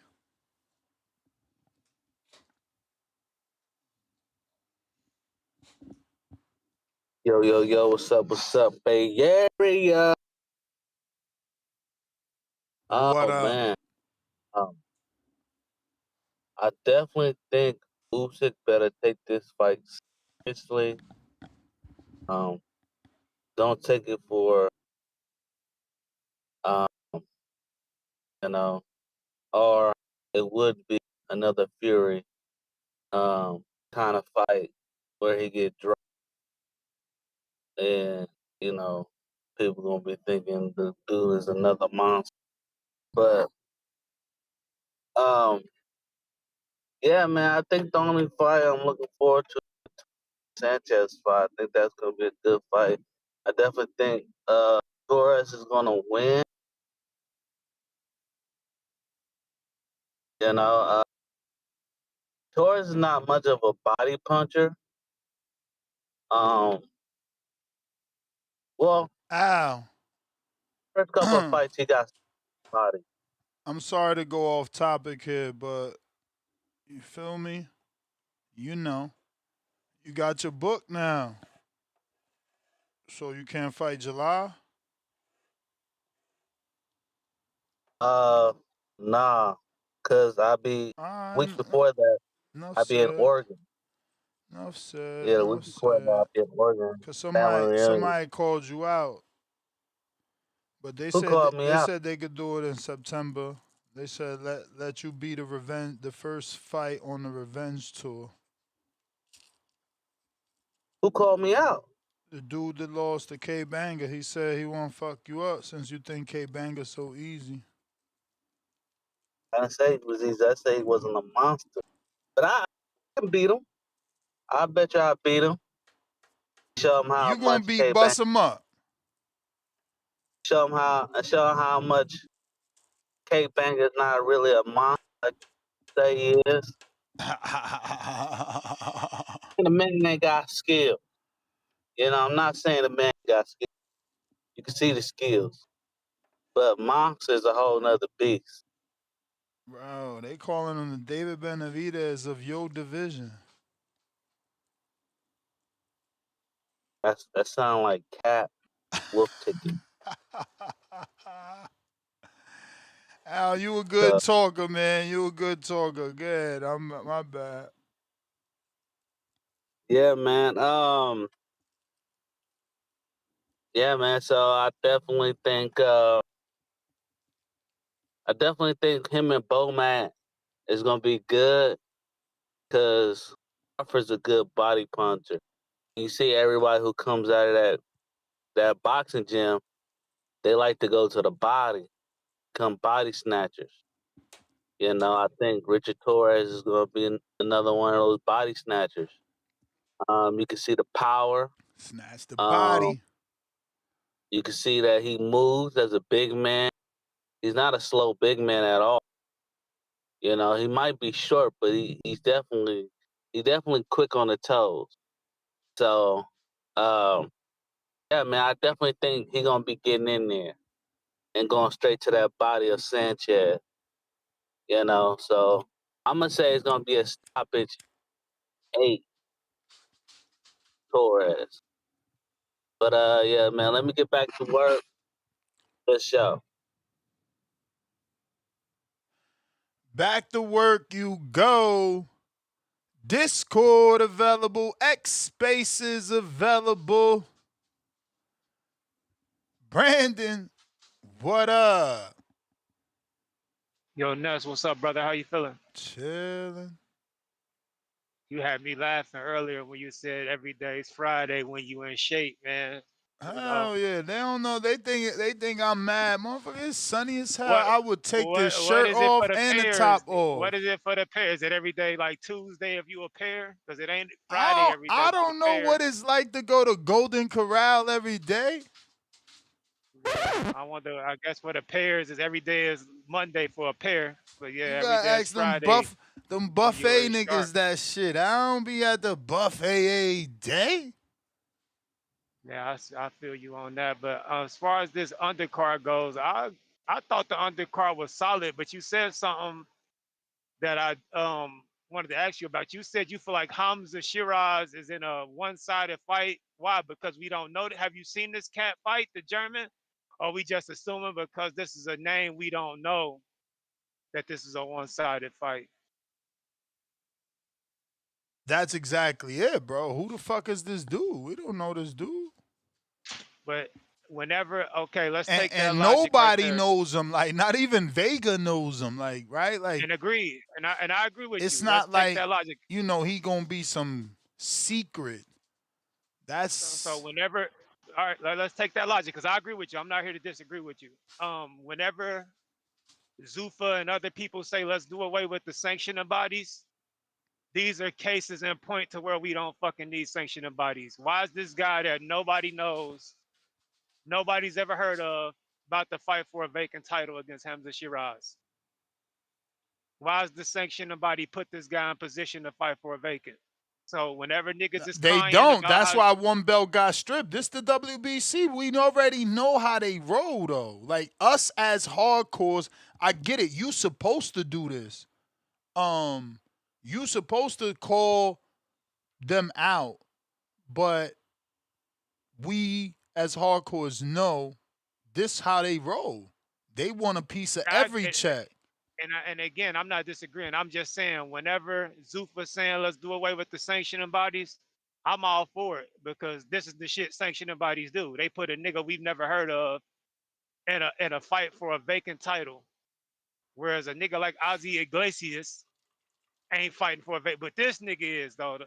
That's all I'm saying. But Hamzah, if he's the real deal, like I think he's the real deal, unless this guy's just some kind of unknown monster, he should beat the shit out of this dude. I've seen Giyasov's name floating around boxing, attached to Rolly and That's crazy other when names. you ain't seen him either, bro. This is hilarious. We all know this man by name and step aside money. Yeah, that's all we know him for. I've never seen this dude fight, but we've seen his name floating around for the last year or two, attached to Rolly and mandatory. So we finally get to see if he can fight. Catterall is good. We've seen him. He's the total opposite. We've seen Catterall fight a shit ton, and he's always looked good in my opinion. So I'm gonna go with Catterall on that. I'm gonna go Torres in the Frank Sanchez fight. Frank Sanchez fed off of fighting slower, bigger, kind of lethargic, slower heavyweights. The minute he got in there with somebody his size, somebody just as skilled, somebody just as athletic and quick, like a Caballal, I get it. The knee was fucked up, but he kind of got exposed a bit, and that's what Torres brings to the table. Smaller guy, explosive, fast hands. I think I'm gonna go with the youth. They got similar fighting styles, but I think I'm gonna go with the youth. I think Frank Sanchez, like I said, he was eating off of. He's faster than them big motherfuckers like F.A. Ajagba, so he can just outbox them and just be quicker to the punch than them dudes. And now that he's fighting another guy that's quick, another guy about his size, another guy just as skilled and athletic, I'm gonna go with the youth. So I'm gonna go Richard Torres, but it ain't a one-sided fight. I think if Frank Sanchez is healthy and the knees all good, he can play on his experience over Torres and make it an interesting fight. But I'm gonna go youth in this one. And what's the other? I think that's all the undercard fights. And then Usyk, obviously, I'm gonna roll with Usyk to beat the shit out of this dude. But this is Usyk's only gimme. I'm not okay with Usyk doing this one, then fighting Wilder next and being able to hold on to the titles. No, nigga, this is your gimme. After this, I want to see Usyk and Caballal next. I want to see Usyk or Atama next. If you gonna fight Wilder and you on this farewell tour, that's cool. You paid your dues. You one of the greatest heavyweights, or greatest boxers of all time. But drop the belt, nigga.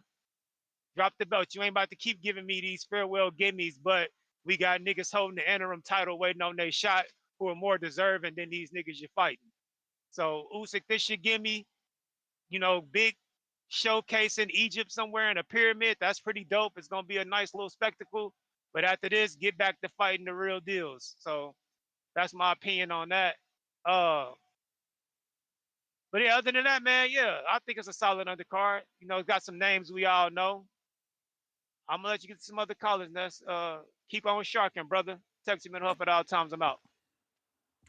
Where that percentage at? Oh, he dropped off. Where that body fat percentage at, man? He said he was chasing something. Where them numbers at? You hear that? Ha ha! Y'all hear that? That's what it sound like when you got abs. Last call for callers. Now is the time. Discord available. X Spaces available. Zoom and the landline. Julio Guzman with the $5 super chat. Those clowning Zuffa for their salaries should be outraged. The WBC sanctioning this Usyk fight and Rico jumping the line and making $12 million. That is a lot of money. That's what I be saying. These other dudes, bro, they get skipped, man, and nobody cares, bro. It's Ivan in the 408 with the counter punch for Mike. We got it to him. It's Tito Vos. $10. Pound for pound number 1 in the chat. Drop that bomb for the status.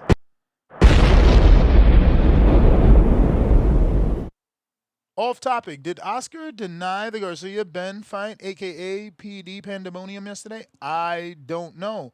Where is his clap back? Clap back. You better clap back. Let me see. Oscar de la Hoya. Did he do it? Did he do it? Did he do it? Oh, I don't think he did it, yo. Man, you dropping the ball, Oski. 2 days ago. 6 days ago. 7 days ago. Damn, he dropped the ball. Lack of consistency. Boo. Boo, boo, boo. No bueno. Mozzie in the building. Yo, What up? what's the word? How the audio coming in? Straight. Word. All right, I was a little skeptical on calling and shit because I'm on the road now. I'm on my way back to VA. I dropped my mom's off in New York. I was gonna send her back home on a flight, but she ended up going back home with more shit than she came down with. So I was like, let me just drive her.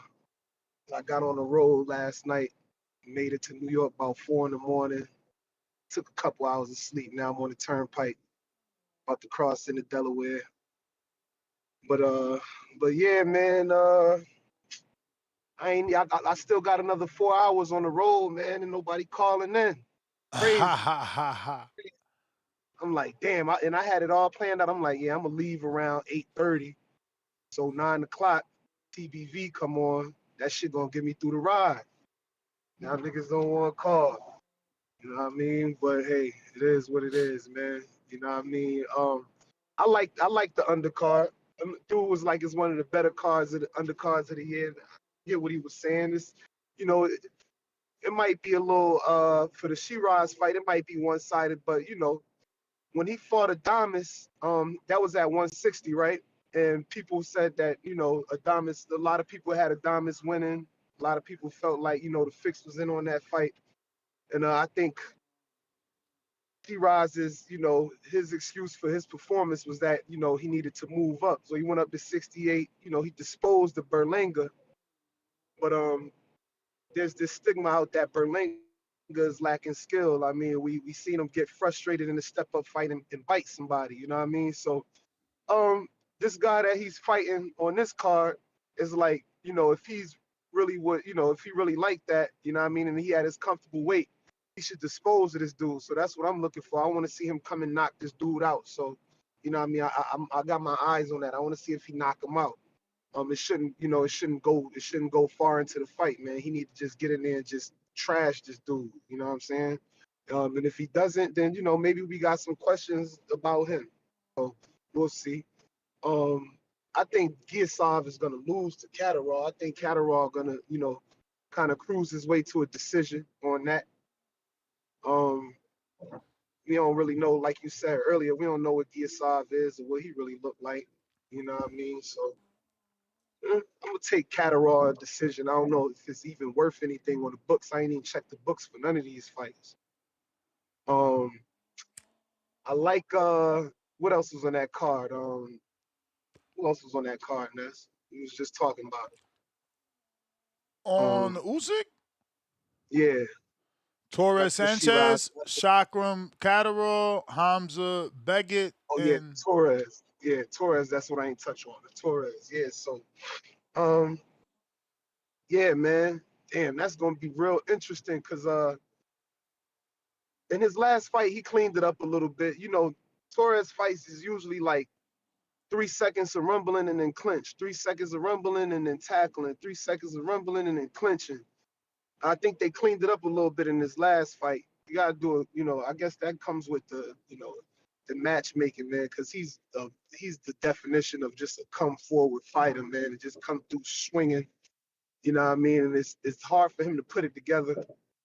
Seems like, but maybe him working with Bomac, maybe Bomac is teaching him, you know, space and distance and how to really put some combinations together. He might look better. That's real interesting. But I don't think he need to get in there with Itama no time soon. No, I'm gonna keep it a buck with you, man. Itama, he know how to put that shit together, bro. You know what I'm saying?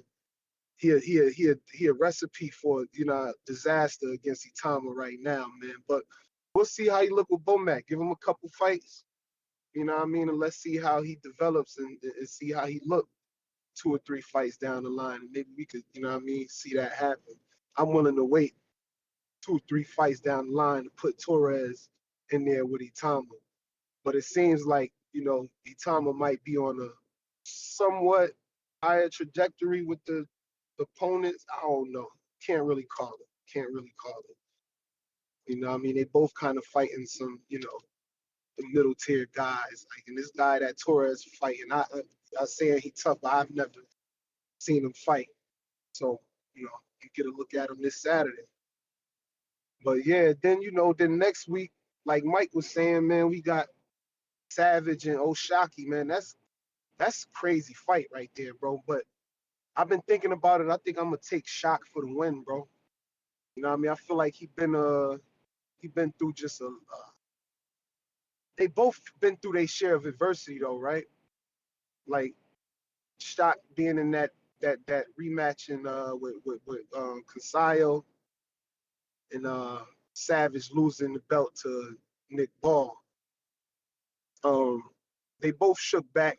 I always wanted Ray Savage to get the rematch against Nick Ball to correct that, but he never got around to that fight, and now Nick Ball lost, so it's probably some shit that we'll never see again. Maybe not, but I don't know. Something is just telling me to just take Shock, man. I feel like he's matured a little bit more than Ray Savage as a fighter.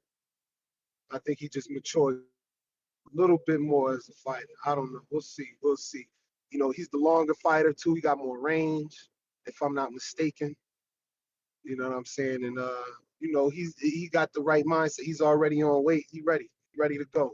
You know what I mean? He's ready to go. I think Savage still got some work to do.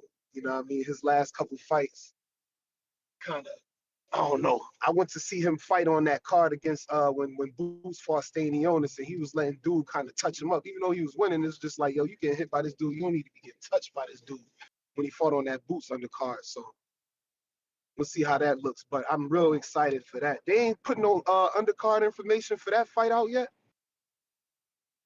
Nah, not that I know. It'd be interesting to see who else they got on that card. You know what I mean? It'd be real interesting to see who else they got on that card because I'm real intrigued by that. You know what I mean? And that Boots and that Xander, man, that's gonna be crazy. We still got some time for that, but I can't wait till we start getting into like the real previews and predictions for that fight. You know what I mean? And everything that you're gonna have lined up for fight week for that. I know you're gonna do it big. I know you got a lot of stuff planned for that, a lot of shows planned for that. And I know the show's probably gonna be crazy that week. Show probably gonna be crazy next week too, man. Shocky and Ford, a lot of people waiting on that. I'm glad Mike reminded us about that. We gotta remember that. We gotta keep pumping that out there, man, because you know what I mean, we need picks on that. We need Crow for that. That's a lot of y'all like them guys, man. A lot of y'all was saying that Shot that Shakur was scared of Shot, like Shakur was ducking Shot. Y'all Bro, call up here and start they ain't y'all gonna be picks in. excited, bro. They did the same thing to David. That's all this is a roadblock. The Shakur protectors built up Savage to get in the way of the Ford and Shakur fight. There's nothing else there, bro. Like, motherfuckers do not care, believe me. This is all cap. That's even more reason for if there are any real shock supporters out there to come out here and say y'all gonna dispose this man. And I'm taking shock for the win. But I haven't really heard nobody call up here, you know what I mean? And even we've been talking about it, we've been throwing it out there, talking about the fight a little bit here and there. I think people need to start coming out with their picks, man. That fight is next week. You know what I mean? So if you take a shot, call up here and take shot. If you taking Savage, call up here and take Savage. And let's get a nice crow show going, the following Monday, man. You know what I mean? It's TBV season. You know what I mean? Shit is starting to heat up.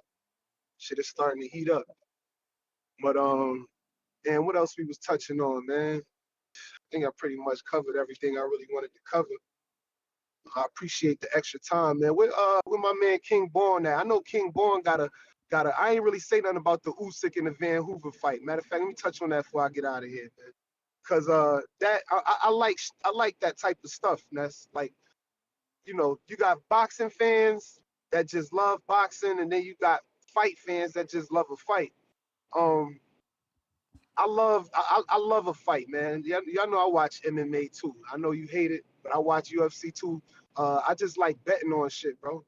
So it's just like, and then fighting, I like the mano y mano. Like, I'd rather bet on mano y mano versus betting on these teams, depending on all these different people to do what they supposed to do.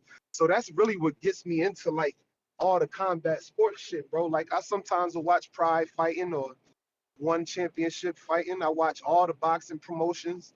Anything that I could find on FanDuel that's a fight, I'm a tap in. You know what I mean? I'm at that point in my life right now where I ain't going to the club on the weekends no more. I'm getting up, going to the gym. Feel me? I'm coaching youth football and youth basketball now. So it's like on my weekends, on my Saturdays, bro, like UFC will start at like sometimes at like 4:00 in the afternoon. So after I come home from football games and basketball games, I will sit in front of my TV on a spliff. If you're not live, I will roll up and watch fights from 4:00 in the afternoon until the main event of whatever boxing card is on at 1:00 at night, bro. So it's just a different type of shit I be on. You feel me? Like I sit there and just watch people fight all day. So when I see this Van Hoover fight and Usyk, I see they both current champions. It's like some Marvel versus Capcom shit. You feel me? Like everybody know Marvel was always superior to Capcom, right? But we still play it. You feel me? Usyk is superior to this guy. Boxing is superior to his sport. You know what I mean? But in our opinion, of course, we're gonna always side with boxing. But you know what I mean? And the proof is in the pudding. I mean, the proof is on paper. You know what I mean? The boxer always wins. But I still watch it. You know what I'm saying? It's still entertainment. I agree with Brandon when he said Usyk should drop the other belts. But this right here, if they fighting in front of the pyramids out there in Egypt and all that, and they making this a big, spectacle out of this, I'm all for that, man. I'm all for that. I'm all for it being on Netflix. I'm all for it being in Egypt in front of pyramids, and now it's really like Marvel versus Capcom, bro. That shit is like on some Street Fighter shit. It's gonna be cool to watch. So I'm excited. I'm excited for the card. I'm excited to have something to watch on Saturday.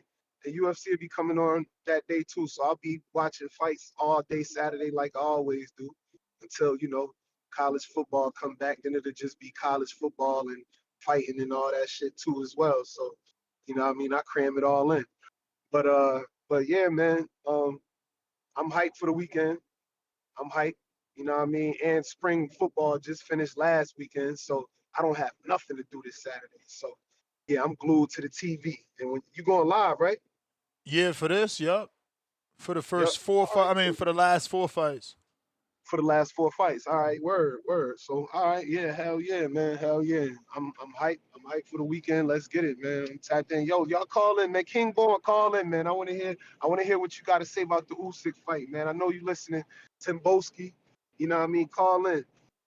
Tip, call in, man. You can call in, man. I got 4 more hours on this road. All right. I'll holler at you. Maserati Mozzie. Bust him up. Yeah, don't run, Al. Don't run.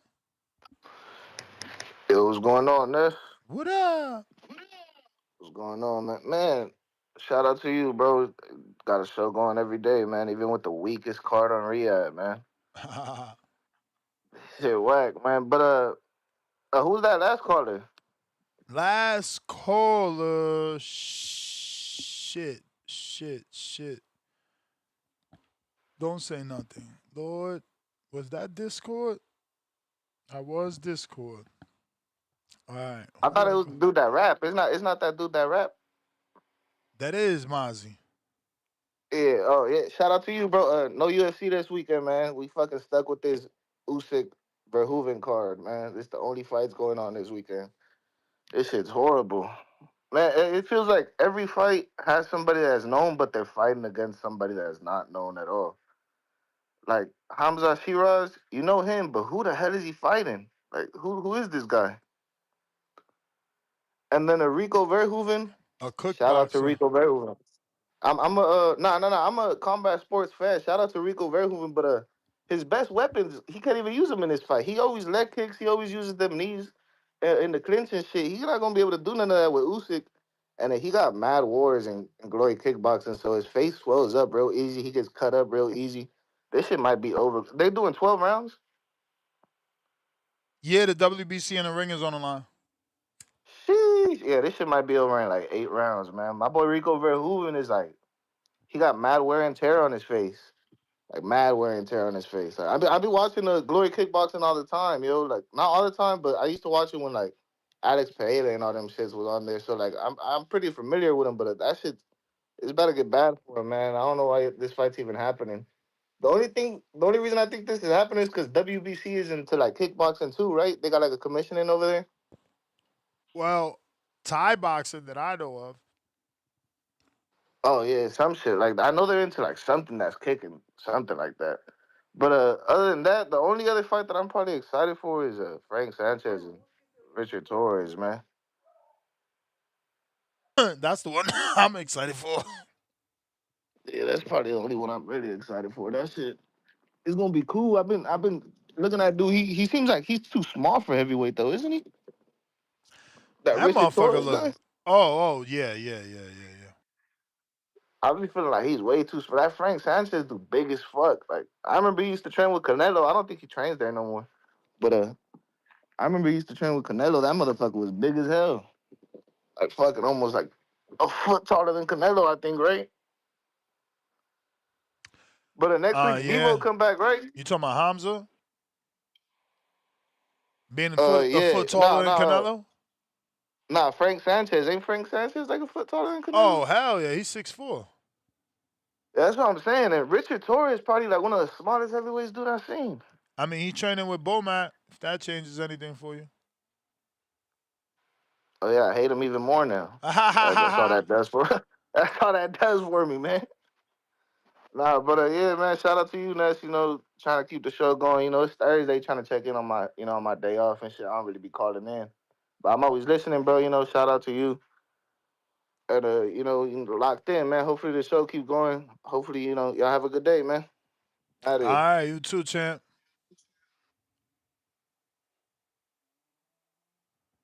Phone lines is open. Big boss.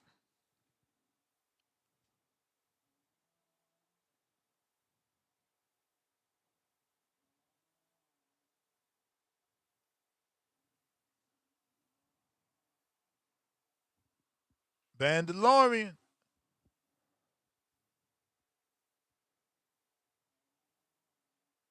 Yeah, what up, Ness? What up? Yeah, I've been listening to the show and stuff this morning.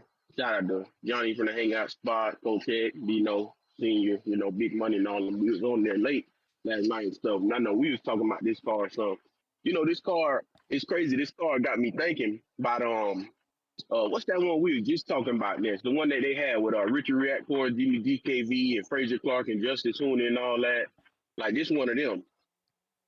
When I sit back and look at it, I can't lie. This damn near A- car for me, man, because I'm a hardcore. Like Mizuki Hiruta and my Solomon.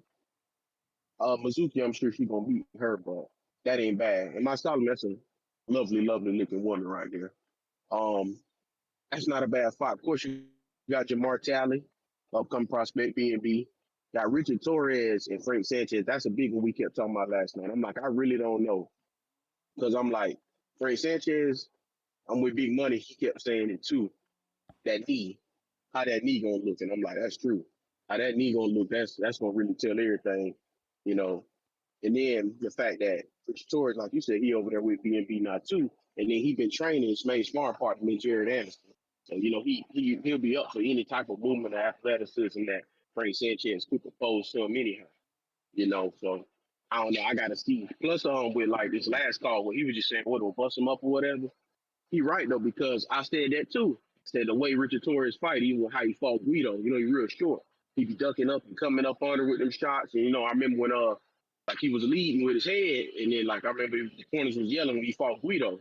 And then Thomas Taylor was like, he's 6 feet tall. What else he gonna lead with? He real short. I said he literally probably about 6'1" or something. He is super short and real stocky. I know he's about 240, 250 or something to be a heavyweight, but he is short. You know, so I'm like, I don't know. But if that knee ain't nothing, then Richard Torres, he might be able to wash Frank Sanchez. Could even stop him, because it is a good thing too, them body shots. I do want to see if he go to the body, if he invests in Frank's body and all that. I genuinely don't know, because I don't think it's like as much danger as when Jared ran to the beast with Bacoli, took that kind of step up. But it is a step up in general, I would think, for Frank Sanchez. I know it's an IBF eliminator, but like I told Big Money them yesterday, I feel like he actually taking it, of course, now. Like when he pulled out first time because of that knee bothering him, he taking it now. Like, oh, okay, well, my knee Gucci. I'm ready to rock and roll and rumble. So, we going to see what that's like. Shakram Giyasov and Jack Catterall. I know, of course, because Big Baby was in camp, Andy Cruz, I know they trying to get the Albert Bell fight done. Then you got, of course, Boots. He in camp for his biggest fight of his career. So that's why Jack Catterall ain't been training with Bozy in the dungeon this fight. But I still think what Bozy taught him going to stick with him for this fight. And I feel like Jack Catterall, he too smart. I know Kane's going to be on his ass. He listening to it because, Kane, I know he don't really rock with Jack Catterall. But, like everybody say, Jack Catterall, he'll stink it up if he got to, in order to get that win. So like if he get too hot in the kitchen, he gonna get out of the kitchen, go in the den somewhere, and then just fight on the outside and box his way to a victory with Giyasov. Trying to do something for Giyasov, because I think he done been like how Bacham was for Jamel. He was that damn. He done been that WBA mandatory for about almost 3 years, I think, something like that. Keep getting pushed back, and then now he got this regular shot, and that is funny how y'all was just talking about too this distinction and stuff. Because I'm telling you, man, I don't get high. Which I know, I know PBC, they plugged in. I know Rolly, because Rolly is still with PBC here. Warriors coach, of course, Warriors managed him, but he a TGB fighter, Tom Brown, Bruce and Brown. But yeah, that is funny how he ain't get no mandatory. I know he did get the extension because he was trying to fight Pacquiao. Then he was trying to fight Conor Benn. Conor Benn, I think, was gonna be his mandatory. They got that fight done. I know he said they was on the finish line. Conor Benn pulled out. Then he was gonna get unification with Devin. But I'm like, the fact that he still ain't get that unification with Devin, no unification with nobody else, because Paul fighting Crocker next month. How is it that the WBA fully just made him the super champion? I know, like you say, they do what they want to do, and I know people, how they do the WBA. They say if we benefit or we back out, so it is what it is. But that is BS too. Now to that co-main, you know me, I go and watch everything. Yeah, you're right, Ness. This is showcase. Hamzah Sheeraz, if he want to, he should knock his ass out in one round. Because them hooks, they there, Ness. That jab is there, Ness. Uppercut, whatever the hell Hamzah Sheeraz want to throw, that shit is there. Begic. Because the thing is, Begic, I'm looking at his, I'm looking at his record. So first I seen his box print. Then I seen his power, knockouts, all that. So then I'm like, all right, let me go and watch his fights. Yeah, he fighting in them little club shows. He fighting against guys he's supposed to knock out. He fighting against them. Hey, my man, you box? No, here, throw this on in. Come on, you boxing tonight. He fighting against them guys, literally. It is what it is. It's just how it is. I ain't knocking nobody. It's just the truth. So, yeah, Hamzah Sheeraz, he going to kill him. But how y'all was talking about that, how him getting that shot, Begic, because I remember vividly, you talking to Gustavo, you ask him and all that, how I go with the WBO ordering shots and stuff like that. Yeah, I can't find who in the hell Begic fought who was a top 15 guy. Not one of them. Not a single one of them. I can't find it. So I don't know how he even managed to get that shot, because I get the order line, what Gustavo said. When you go down the line, but he said you will skip this person if they haven't fought a top 15 opponent and defeated them. So that's something that's really getting me, you know. But aside from that though, yeah, with the main event, same thing with Usyk. I think Usyk gonna carry Verhoeven a little bit. He gonna carry him a little bit for sure. Uh, when you look at the odds, I think they got it. So the odds essentially they got it. They think it won't get to it. It won't pass the fifth round. So that's what I'm thinking too. Yeah, I think he gonna carry him. And because I heard you talking about the team match. Yeah, I ain't gonna lie. I ain't know that motherfucker Rico Verhoeven was goddamn 270 or nothing either. Though. That motherfucker definitely chiseled. He like Francis Ngannou, which I know Ngannou. He what's called, Cameroonian and African and all that stuff. So I get it. But yeah, Rico, that is a crazy physique to be 270. Whatever, because that means he cutting some weight to get down to that 270. So like you said, I mean he's solid. No, and that explains that video I saw him so excited to be at a weight. I'm like, why is he happy to be losing weight? But fuck, man, maybe he had a goal. Because remember, see, people like you talking about his last fight. See, people don't remember. See, I remember because how Marjorie talking about the UFC. I always watch the UFC too. But remember, when Francis Ngannou fought Tyson Fury, he weighed in at like fucking 285 or something like that. Still was rock solid. When he fought this past Saturday, I think he was like 270. No, I forgot because in the MMA it's 265 for a heavyweight. I think he weighed in at like 260.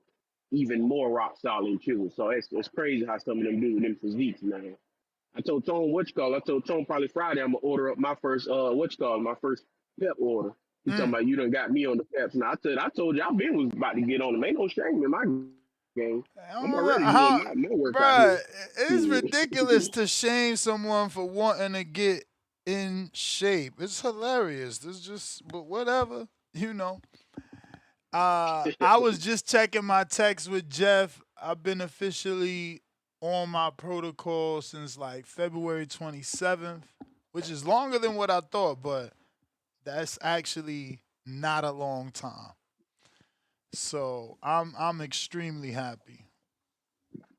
No, for sure. Yeah, so I'm I'm gonna tap into it. And like I said, I'm gonna hit you, make sure I know. Cause I already know you didn't talk about that red about, so I'm gonna see if I what's the Yeah, other man, one. that's the game changer, man. I'm telling you, listen, my wife gonna divorce me because I was just on the walk with her this morning. Like, so you really not gonna take none of these peps I'm recommending? That's crazy. Ain't nothing wrong with it though. Like you said, you just want everybody to be great out here. So, Bruh, but yeah, that's if it, they bro. do the research, they'll see, man. It's just it's more than weight loss. So much more than weight loss.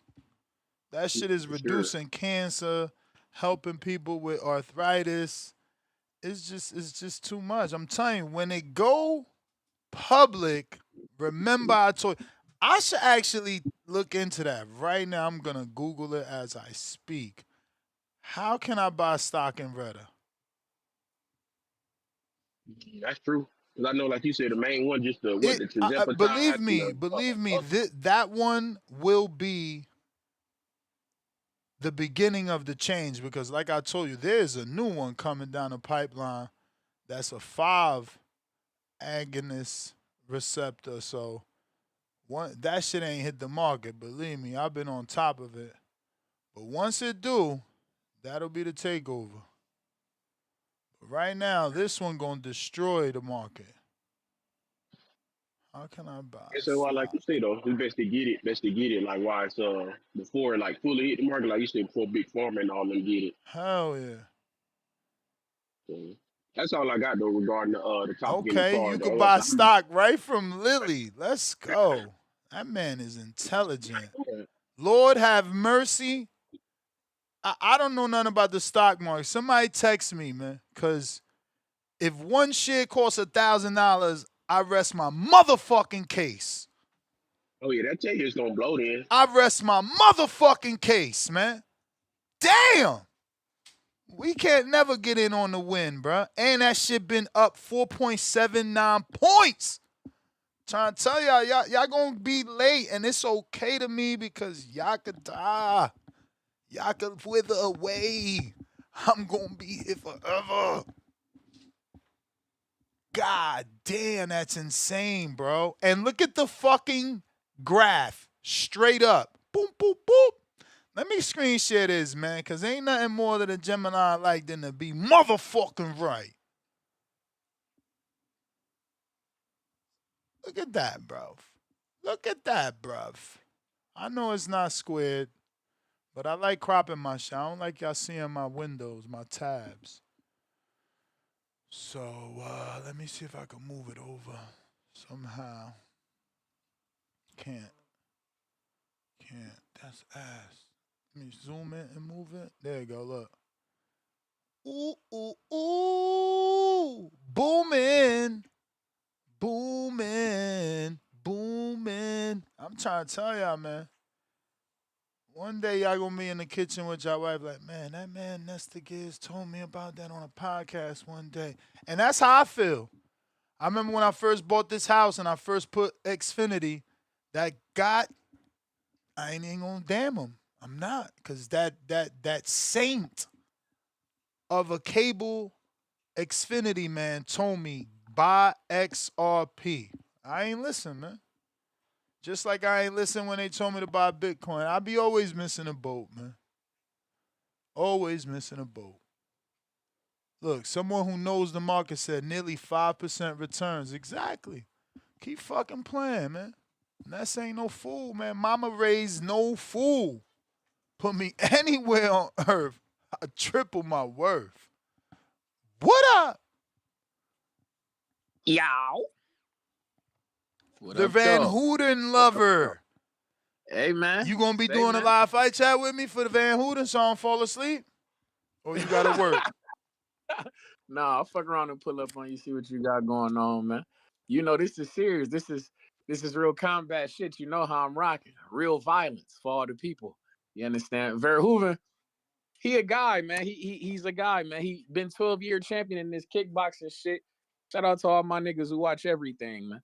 And for you niggas, I heard y'all say, oh, we don't got no UFC this weekend. That's okay. Because we got bare knuckle, nigga. Jamel Herring going for that bare knuckle title, nigga, in BKFC tomorrow. As a matter of fact, hell yeah. And since you motherfuckers got DAZN, go ahead and tap in with my nigga Jamel Herring, man. See what he can do with this bare knuckle shit. See how far we can take this shit, man.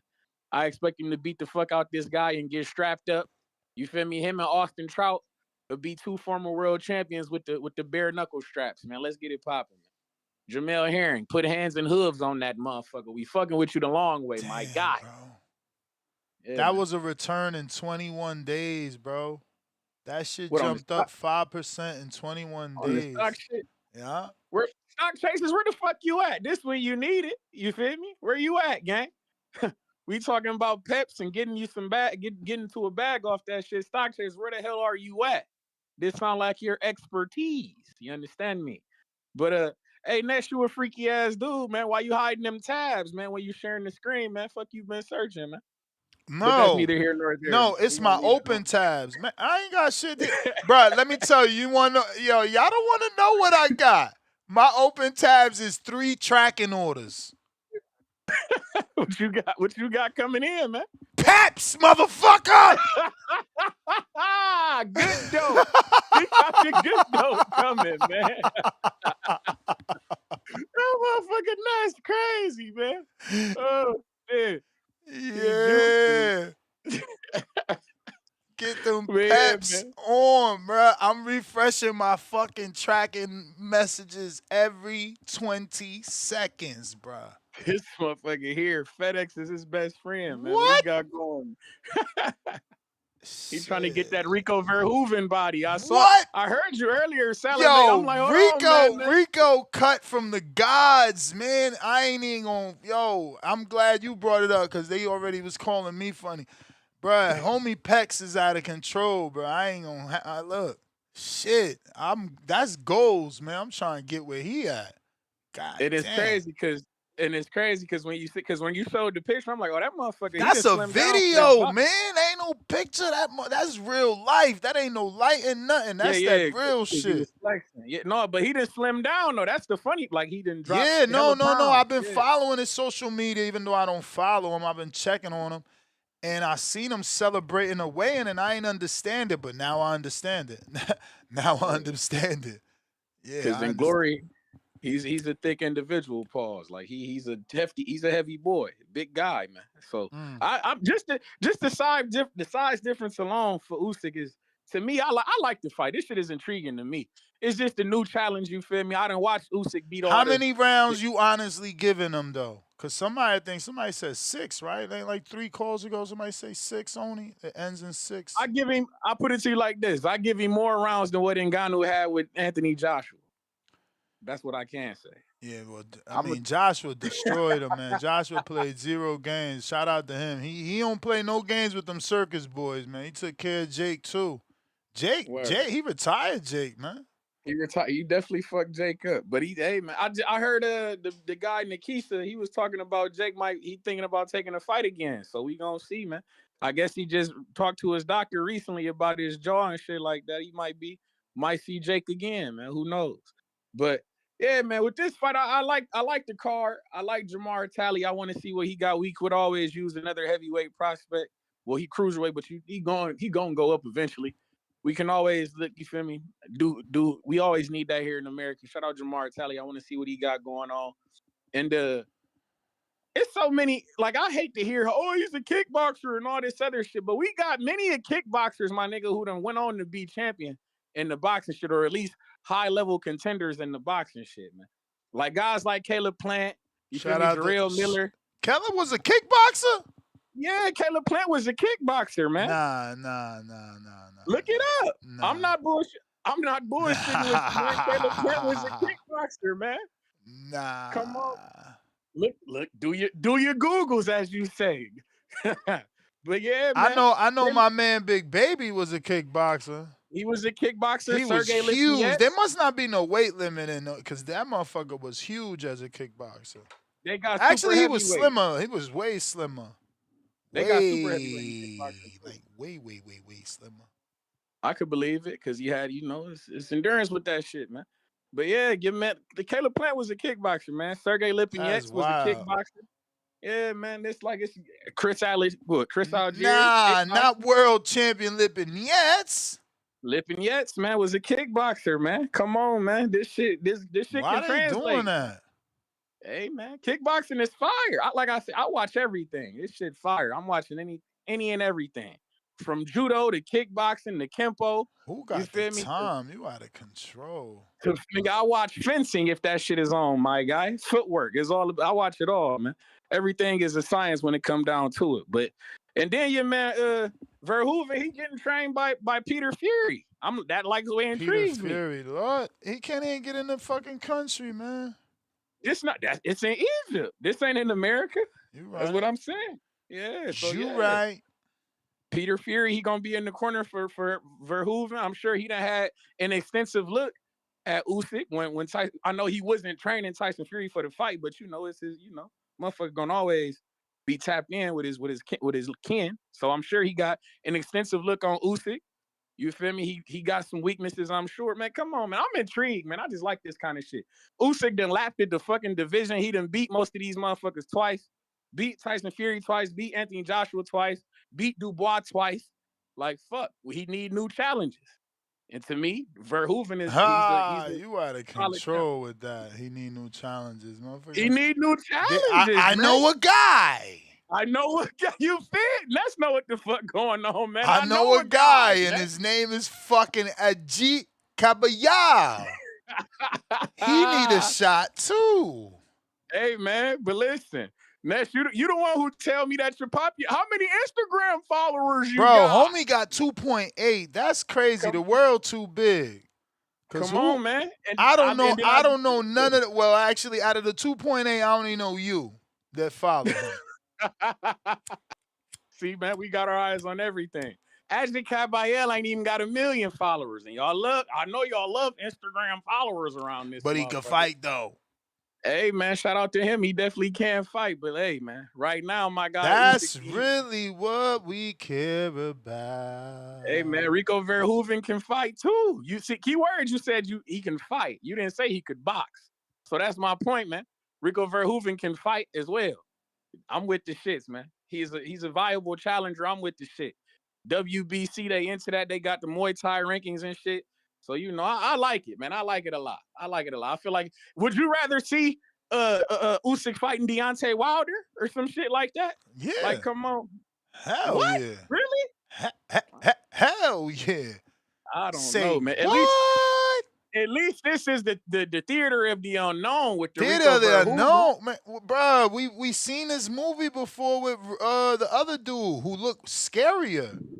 What's his name? But Ngannou beat Fury, in my opinion. If we was being real and that shit was like on some real shit, like if we don't sit here and bullshit for the sake of boxing, you feel me? Motherfuckers know Ngannou beat Tyson Fury for real.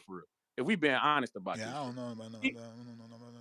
Look, yeah, you see what they do, man. You doing that shit again, man. You doing that shit again, man. But he definitely beat Fury. Sat him on his pockets. Bro, a knockdown don't win the fight. You sound just like them casuals you hang with. Nah, man. It don't win you the fight. But if the fight, if the fight had no action like that, and they was not, I won't say that they were standing there looking at each other, but if my fighter had the biggest moment of the fight that was basically even, you got to give it to Ngannou. You feel me? He did more. Man. I think Ngannou won that fight, and I know I ain't the only one who would agree. But like I say, for Usyk, man, he need new challenges, man. He didn't lap the division over. You feel me? Beat motherfuckers twice. It's dudes there, man. Like, get the homie a Toma shot. Get the homie Caballala shot. Man. You know what I'm saying? Give the homie Jared Anderson a shot. Take these guys out young. Give Torres a shot. That's nah. Then we gonna have motherfuckers telling me that he got them when they were young. They were too green and all this bullshit. Nah, man. Go ahead and fight a guy in a different discipline, man. Fuck it. Like I say, Rico Verhoeven throw punches for a living too. We can't just count motherfuckers out. And I don't like what y'all doing with the nigga who Sheeraz fighting. Just counting him out because you never seen him and shit. I'm not into that. Like I told niggas that Zach Kelly was gonna beat David Morrell.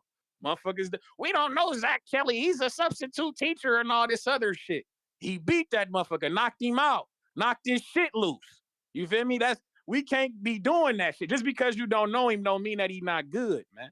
That shit's strange to me. Now, what if this motherfucker go out here and beat the fuck out of Sheeraz? I'm into it. I'm always in the new players, man. And I also want to say, WBO, you're fucking disgusting. The fact that this guy can get a title opportunity that nobody knows and shit, I'm not saying that he's not good. I don't fucking know. We about to find out. How the fuck could my guy Albert Bell get a title opportunity? We was ranked #1 in the WBO for God knows how long, and we never got our title shot. But this motherfucker come out the woodwork, come out the nooks and the motherfucking crannies and get a title shot. This shit is insane. But hey, man, shout out to the WBO, you dirty bastards. Hopefully we get this Andy Cruz fight and we can beat him the fuck up and get in the mix for that IBF shit. Mordecai make a decision. Either go up and fight Shakur or relinquish that belt because we need it. But yeah, man. Shout out to TBV. Shout out to Toledo, Ohio. Jamel Herring tomorrow. Bare knuckle action, man. Tune the fuck in on DAZN, man. Cincinnati native, man. We fucking with it. And also, shout out to my guy Agua Frio. We fucking with you, gang. I heard you going to Minnesota to beat up on the motherfucker. I'm going to lock in with you. Might have to make my way out there to Minnesota to see what the fuck going on. Shout out to you, Agrafio. Stay cold, my nigga. But y'all be cool, man. Stay cold. I like that. Yo, last call for them callers. If you're trying to call in now is the time. Sin City Los $2. Say Rico wins. Then what? Anything can happen at heavyweight. I mean, for sure, rematch is what I would assume immediately. That's what would have to take place. Leonard Sterling in the 5-pounder with the 5-pounder. Begic getting WBO title shot because 1, Canelo. 2, Sheeraz. 3, Pacheco. 4, Jacobs. Bank. 3 out of top 4 drop out. Why the lesser name need to be ranked. I mean, you don't got to put lesser names. Just make all top 10 names. We got Andres, member for 42 months on a prospect level. What is your method to measure fat percentage? So, You know, I know my scale is not good because I've done the AI research time and time again. So my particular scale is going to be off at least 3 to 6% compared to a DEXA. So my scale today says I cracked 11, which is impossible. I would be way more chiseled at 11.9%. So add 6 to that, I'm probably like 17, 18%. I got an 8-point scale, so it does record fat percentage. It's just like I said, never gonna be as accurate as a DEXA scan, which you have to go and get and costs money. Sometimes you can get it for like 150. I've been looking into it, but I've done enough research and seen enough videos of, there's a dude out there, I don't know his name, but he's a good content creator, and he paid for like, fuck, bro, like 50 people's DEXA same day, recorded every single thing, and then let you see what different body shapes, because there's different body types, you know what I'm saying? There's athletic, there's bulky, all that shit. So he lets you see what 20% looks on different sizes so that you can kind of compare your body type to that body type and see where you at. And when I seen some of those dudes at 20, I'm like, oh yeah, I'm not even at 20 yet. But now I'm definitely under 20. Pat Bandero.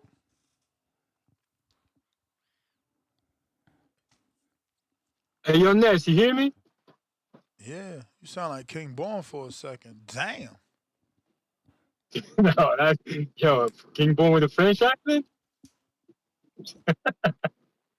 Hey, man, salute TBV, bro. Hey, man, just so you know, doing my daily call. I was about to say something. Oh, you were talking about athletic body. Hey, is it possible to have an athletic body but you're not doing any sports? Say again, what? Is it possible to have an athletic body but you're not actually doing any sports or not in the gym? I would assume so. Yeah, I mean, runners, bikers, they're still athletic. You can still have an Yeah, but they're athletic doing look, sports. I think. You mean doing nothing at all and still look athletic? Yeah, because when I say nothing, I know it's like not like going like I'd say like regularly in the gym or I don't know. It would have to not running it would have regularly. to it would have to depend on your Diet?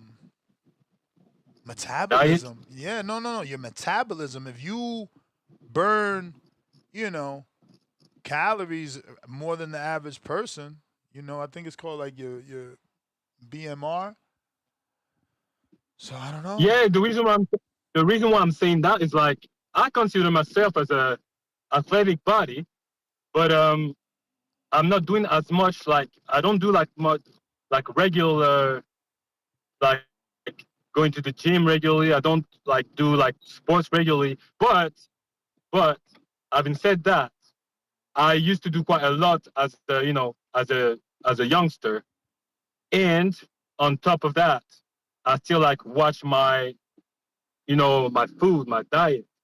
So technically, my body is still like it still look like athletic, but it's not like what I'm saying. It's not like I'm still doing like like I, I don't work out regularly or stuff like that. But when I always say like when someone asks me, I always say like I consider myself as having like an athletic body because I still look like athletic.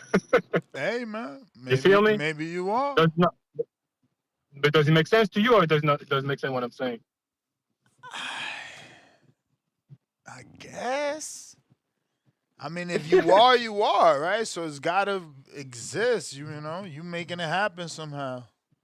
I need a picture. Yeah, no, but I think it's because I've always used like as a young, up till up till like my 35 years, 30 years, I used to like I used to be always sporty, so it doesn't go like that away unless you eat like a lot of shit, like, you know, regular every day you eat a lot of shit, then obviously, you know, you Yeah, I mean, habits, you bro. Habits definitely have everything to do with it. Because what you do after you eat determines how that food is stored and shuttled. yeah. I mean, it must be a mix of like metabolism as well, as you It's say, gotta be, because gotta like, be. People with high metabolism, you know, there's just people that burn fat, you know? yeah.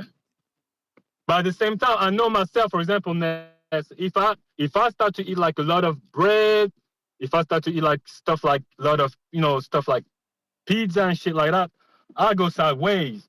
But like, it's not like I'm gonna go like look like crazy fat, but obviously like your stomach will start to look a bit funny, or, you know, stuff like that. Like your abs won't show and shit like that. But yeah, man, I think like it's probably like a mix of everything. But metabolism has to do something with it. Definitely the metabolism, I believe. But yeah, man, I was just interested in what you say about like when you were talking about different type of body, and because I used to say like I'm slim, but at the same time I'm still athletic in my mind. I mean, even like when I look, you know, myself, I'm like, so you have a slim that people still have like a tummy, and you know. But anyway, having said that, yeah, I'm not gonna lie to you, Nes, that Usyk Verhoeven, man, I'm not really interested in that shit. But that Sanchez-Torrez, that one is it's a decent fight to me. It's like it's still a test for Torres to me. Do you think it's still a test for Torres, or do you think it's gonna wipe him out? Nah, that's a test for sure. Yeah, because that Sanchez got only like one defeat, right? Yeah, Sanchez only got the one loss to Caballá.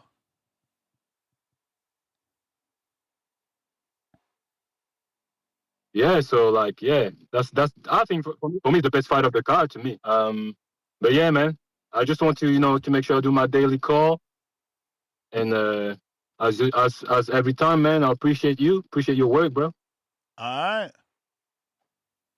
Salute, champ. Appreciate you, man. Discord available. X Spaces available. Angel. Marathon Angel. Yo, yo, yo. I'm make it quick because I got to rant real quick. All right. So the top 3 fights on this card, I'm probably the most interested in, right?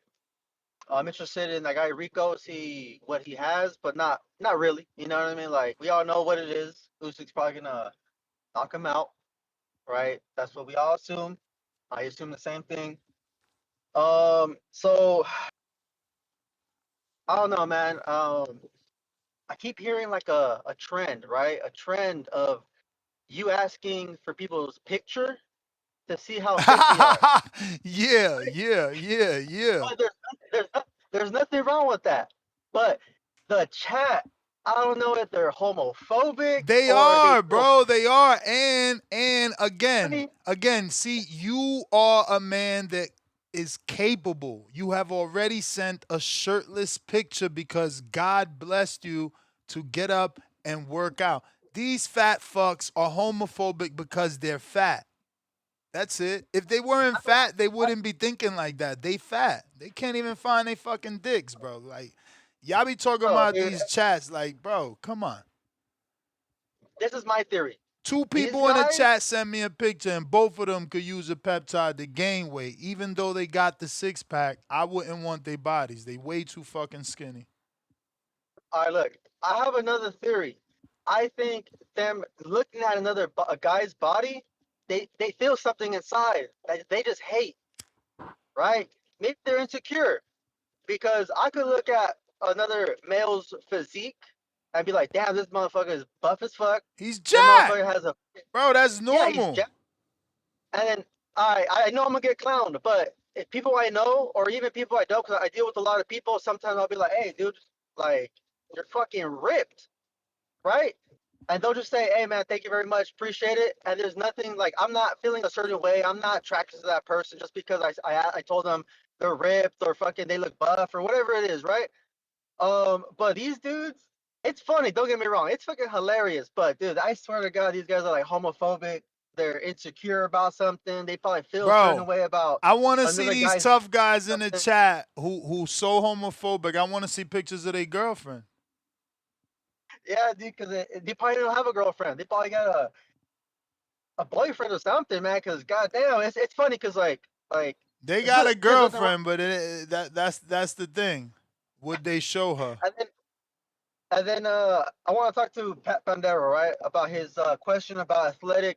I think you can look fit and not be athletic, right? Because you can look fucking jacked, but you don't have no athletic bone in your body to fucking do any sport. You're uncoordinated. You can't throw a punch. You can't kick a ball. You can't swing a bat. I think you can look fit. You can look jacked. You can look cut. You can look fucking whatever. But you can't, like, sometimes you're just not athletic. You know, I've seen those people who are fucking ripped as fuck, but when you see them running, you see them trying to be coordinated, horrible. They have no footwork, no nothing. Like they never played a sport in their life, but they're fucking jacked and ripped, right? But they're just not athletic. You know what I mean? So yeah, I just had to say I'm pretty sure I'm gonna get clowned in the chat, which is all good. You know, I just had to say it because it's pretty funny. You're asking for a picture every time someone mentions it. I mean, I think it's normal, right? You're trying to see who's fit, who's not fit. You know, give them some advice and hopefully motivate them to get fucking ripped and buff and lose some weight and start hitting the gym, start running on the road or something. But that's it, man. I just think it's funny. Hey, they'll chat. Y'all need to change your attitude, man, because it's crazy out here. Crazy. Yeah, man. The homophobes. Yeah. Let them live. H-Town. Damn, now you want picture of people's girls? Yeah, bro. Let me see your Fuck. girl. For what? So motherfuckers gonna fucking follow her and shit like that? Fuck that. Y'all So we fuckers could are see. stupid. So we could see who puts up with this fucking man that breathes so loudly. You know? My allergies are really acting up today. Oh, allergies! Get your ass on a treadmill, Oh. motherfucker. I work outside climbing shit, dude. You'd be surprised. Allergies. I swear to God, if I take you to work with me, Ness, you'd fucking I'ma break. take you to work. I I'ma take promise you you, to you'll break. work. Bro, I'm blue Promise collar. I'm you. the definition of blue Man, collar, bro. bro. What are you talking Ness, about? What are you talking Ness. about? You What are ain't you gonna be inside a talking vessel about? with a full face mask on that hinders your breathing at 100 degrees with all Hey. this clothes on breaking concrete, bro. You're not gonna be doing it, Yo, Nestor. get you the You're Canelo special. You know clenbuterol actually too helps with that, with respiratory. It's not just about weight loss. It wasn't meant for weight loss. my friend, you're I too think it's meant for bronchitis. what is this, bro? I'm not gonna nah, the word is not you're too metro, my brother. You wouldn't do it. Wouldn't do what? Work on a on a construction site? Yeah, you wouldn't Bro, do I've it. worked on a construction site. I said I'm the So definition of what, blue like collar, bro. I how don't long have you a do it for, like college 2, education. 3 weeks? Say what? How long you do it for? 2, 3 weeks? Shit, until I found a better job. Exactly. You the type of this ain't for me. I gotta get out of here. Hey, champ, I mean, who wants to do physical labor? Like, come on, you don't sound too intelligent right now. You're saying you hate your job I because enjoy it. no. Let's play back what you're saying so you can, because I gotta teach y'all how to think. You're No, saying no, it's no, a no, no, difference. no, no, no, I no, like no, no, physical no, no, labor. no, no. Let's say what you said. You don't like your job because it's beating you up, but you do it because you're bad and tough Mexican. And I'm weak because I could only last as long as it took me to find a better, less taxing job. I still like my job to this date. I enjoy To it. this day, you ain't too smart, man. I gotta Nah, bro. learn who y'all I was talking to, man. funny. I This was shit in is college and ridiculous to everything. me. Like, I was in nah. college. I've been in college. It's just some people like working with their hands. And this, I like solving problems. Fuck I like out of reading here. blueprints. You went to college. There's other things you could do with your hands and still be hands on. You could fucking have a shop and work inside a shop with your hands. Shop don't pay the way the field plays. Yeah, right. What field? The oil field? In the chemical plants and in the petroleum plants, they pay more. Well, then you ain't doing construction, is you? Which one you doing? You fucking with oil or you breaking shit up and picking it up? What you doing? Hey, what do you think, Nez? Those things get built by themselves? No. Construction and building is two different things. What are you doing, bro? You're talking about commercial construction. I'm talking about industrial. Exactly. So let's stop giving the impression you fucking carrying bricks in the sun. You inside of a factory fixing some pipes. You inside of a factory fixing some pipes, right? My brother, nah, man. I do concrete and I weld and I do masonry work. I do it all, buddy. You ain't carrying the fucking bags of concrete and mixing it with a shovel like the good old days. Y'all got a mixer, man. Don't be lying to us, man. Them baggers still, even though they're lighter now, they're 65 pounds now, but they used to be 90. Yeah, but you pouring it into a mixer. You ain't shoveling with a shovel. You ain't doing it in the sun, bro. You ain't fucking got pails of water. You got a manguera. You got a fucking water hose. Stop acting. He trying to paint a picture like he out in the sun. You know what I'm saying? This is real, yes. You still gotta manually do it sometimes, bro. Manually do it. You inside a warehouse. Ain't no warehouse, bro. Where else you gonna be with oil? They don't got it outside. I mean, yes, they do. Yes, they do. If it's the crane, right? You gotta maintain the vessels, my brother. You gotta hang the iron. There's a billion things you do outside. Make the concrete pillars. Make everything. We want video. Fuck that. If I want pictures, I want video. We don't believe you, H-Town. Oh my God, bro! It's a federal offense to record shit in the plant. Oh my God, this guy got an excuse for everything. You better than me. You better than me. That's it, bro. You win. You win, bro. You got me. He got me. He got me. I lost. Either way, it's up to these fights, man. Because I ain't got no reason to fucking lie, man. But this shit's ridiculous, man. But nah, man. Hey, dude. Hey, this guy Rico Verhoeven, man. I know you're not familiar with him, but he's like the Michael Jordan of kickboxing. Holy shit, Michael Jordan. Yeah, he's a living legend, man. He's a guy that's broken every record. He's a, he's a star. He's a legend, bro. He's huge in the Netherlands and out there. Rico Verhoeven is not just your average fighter, dude. This guy is like the best of the best of the best. They wear gloves. They punch. He's used to seeing punches coming at him. He used to telegraphing kicks.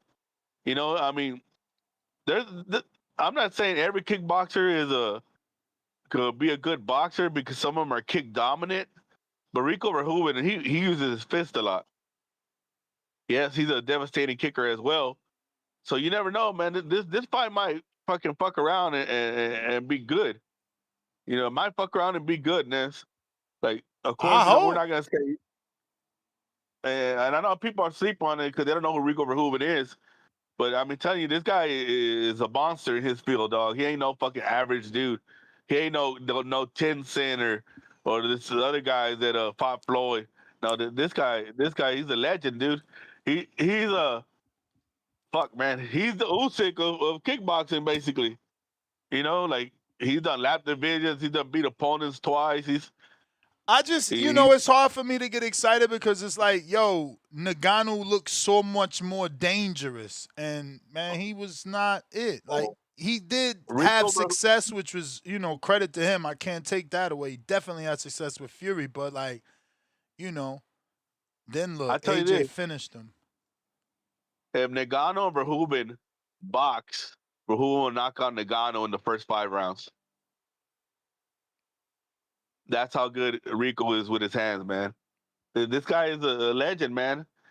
Like, he'll be dangerous the first 6, 7 rounds, man. So we'll see. Unless Usyk is just damn, he's just that far ahead of everybody in combat sports. It's crazy, you know, because it's gonna be competitive, man. It's gonna be competitive. But I don't know, man.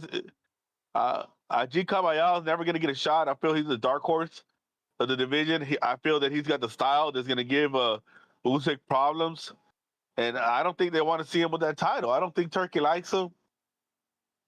I You don't don't know, think he man. I don't likes know what. who? Wait, what? Dude, G should have got a shot a long time ago, Oh, dude. Caballo. Yeah. Yeah. Yeah. Yeah, I agree. I I mean, actually agree, bro. I mean, there's some guys that they don't get what they deserve after the win, bro. It's weird, bro. I don't know. you know, I don't want to take it there, but I don't know if it's a religious thing or like they might be from opposing religions or some Mm-hmm. shit. I You don't know, know. 'cause there's Why no you say reason. that? Why you say that? What gives you that impression? Well, you know, people have over there in that area of the world, No, I know they why. have. I know them, but I'm saying, Well, why I don't see how. has something transpired that made you feel that way, or you just guessing? No, I'm just assuming because of that side of the world and how it goes, how people are so deeply tied to their religion. Over here in the West, we're more liberal. You know, say you're religious, but you ain't really gonna try to shoot I mean, somebody over your religion. Hamzah and Muhammad Alakel are definitely getting favor, but honestly, it's expected, bro. It's expected. You know what I mean? Like it's like round one jumping on a panel and not defending a Puerto Rican. It's like you expecting that shit, bro. Yeah, the tribalism. Yeah, but like I don't know. This guy's on your side of the world. Uh, he's a he's a menace. Like, I want to see why he wouldn't be pushed. You A know, menace. Who we talking about still? Rico? G Caballal. Oh. G man, G. Nah, man, I've been saying he's the dark horse of the division for a minute now, man. Him and Yeah, I don't know what's up with that one, bro. Didn't they give him a fight in his hometown or some shit? That's also it. I don't remember. Well, Yeah, I know he's I one think of he's the. got his own thing going on. I'm gonna have to Google it in a bit, but I'm pretty sure he got like a WBC interim title defense somewhere in his country type ish. Yeah, man, but I don't know, man. But shit, I'm gonna have to go to the fucking. I'm serious about these fucking allergies, dog. They've been fucking killing me since I turned 40. I don't know what the fuck happened to me. That's fucking been fucking bad, man. This fucking week's been You bad. know Been what waking up happens at fucking. 40, man? How many times I gotta remind y'all? Yeah. The testosterone goes away. Yeah, Motherfuckers. yeah. Yeah. You know what it is. You know what it is. Every time you eat that chicken, you get tired now. Them tacos, you want to go to sleep. You know what it is, bro. That's that tea dropping. Get them levels checked. You know who did they blood yesterday? I mean, Who? 2 days ago, because I already got 90% of my results. Oh, Me. what's up? Did you see Me. major changes? Well, I only got 90% of the results, so I'm waiting for it to be fully downloadable so me and my AI could go over it specifically. But I also got the consultation with the doc. But the sugar must have been way better now, huh? Bro, what I did see is that cortisol is way better. Got Oh that yeah. shit in the green. I mean, at least if green means good, because again, I use Quest this time. I'm always looking for a deal. So instead of LabCorp, I went with Quest. It was cheaper. I went to a different clinic too, bro. It's crazy. They don't want you to be healthy, right? So you sign up with a clinic and they offer you this amazing price. Now it's time to do your blood again, and the blood work is like triple. So I signed up with a new clinic. You know what I'm saying? Got that startup price again. And went and did my blood work for $200. Cheapest I've ever done it. Ever in life, bro. That's $199 is stupid cheap. Fuck. The last time I did it was $100 fucking dollars. God damn, you must have been 10. The complete panel? Fuck Bro, was I did beyond complete though, bro. I got the comprehensive, man. I mean, I checked everything. Resting insulin, fasting insulin, GGT, A1C, hemoglobin, sex binding hormone. I mean, every fucking thing you could think of. Liver, everything, everything, everything. Because again, at the end of the day, I'm fucking with the tides, right? So we got to see what changed, what didn't. But Yeah, man. definitely that Retta said it would help your cholesterol and your A1C. My A1C was 5.6 in February, and I think I'm 4.9 right now. Retta's no joke. I'm telling you, shit's magic, magic. But again, I tell you I need the rest of my shit to be downloadable. my sister-in-law, she got on the fucking the Wachovia or whatever the fuck it is. With Joby. She's a Yeah. pill. It's a pill. No, but she gets the injection at the Oh, doctor. okay. You know, she got money, dog. She a baller. Damn, she You know? goes there. That's how the girls was going to Jeff's clinic, bro. Crazy. They go to get the shot done. That's funny. You know, and she dropped 35 pounds already. I'm sure. I was just like, damn, that's a lot. You know, and then my brother's younger than her, so he just started working out. Cause they both gained a lot of weight together. You know how that goes. Get married, start eating. But yeah, man. I mean, that shit works. It does work, man. Yeah, but no it's one can beyond deny that. it doesn't Again, work. that's just one peptide. Just like insulin is one. That's just one. There's so many more. I'm sorry. You know, I'm starting to lean more and more to that shit, man. But you know, I ain't trying to be one of these pep boys, dog. I ain't trying to be on that shit like fucking 6,000 of them motherfuckers.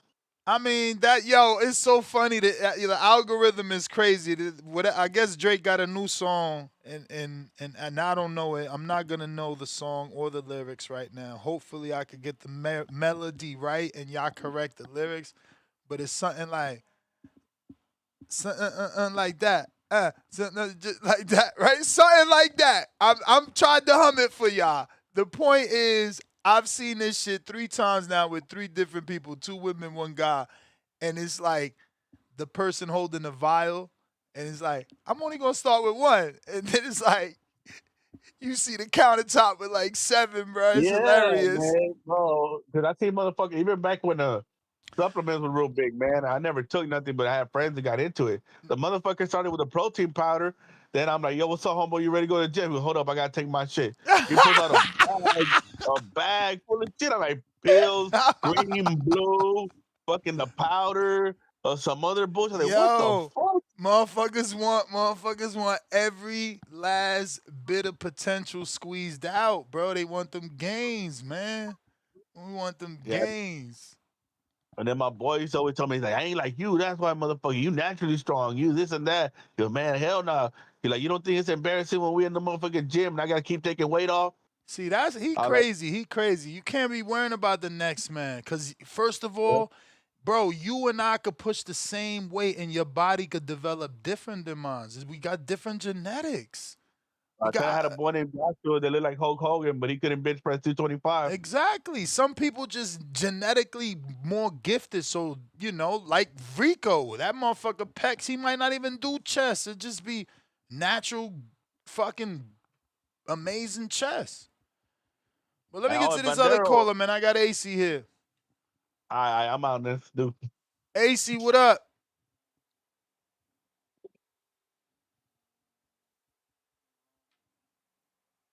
You get me? Yes, sir. Yeah, man. Shout out to y'all. This good Thursday. I don't know what the hell y'all was talking about. I just really tapped in not too long ago, so I was gonna cook on the little topic for a second, man. Personally, I'm not gonna lie. Like most people, man, I expect Usyk to put hands on the dude Rico, but I will say this: I wouldn't underestimate him being competitive. Simply because, like, if you really look into it, kickboxers actually tend to do pretty well in boxing. I mean, I'm pretty sure one of the Klitschko brothers was a kickboxer beforehand.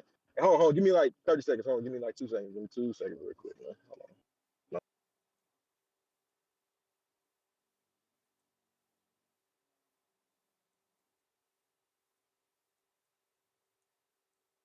Damn, he's gone. If you Like watch 220. it, oh, you're back. You back?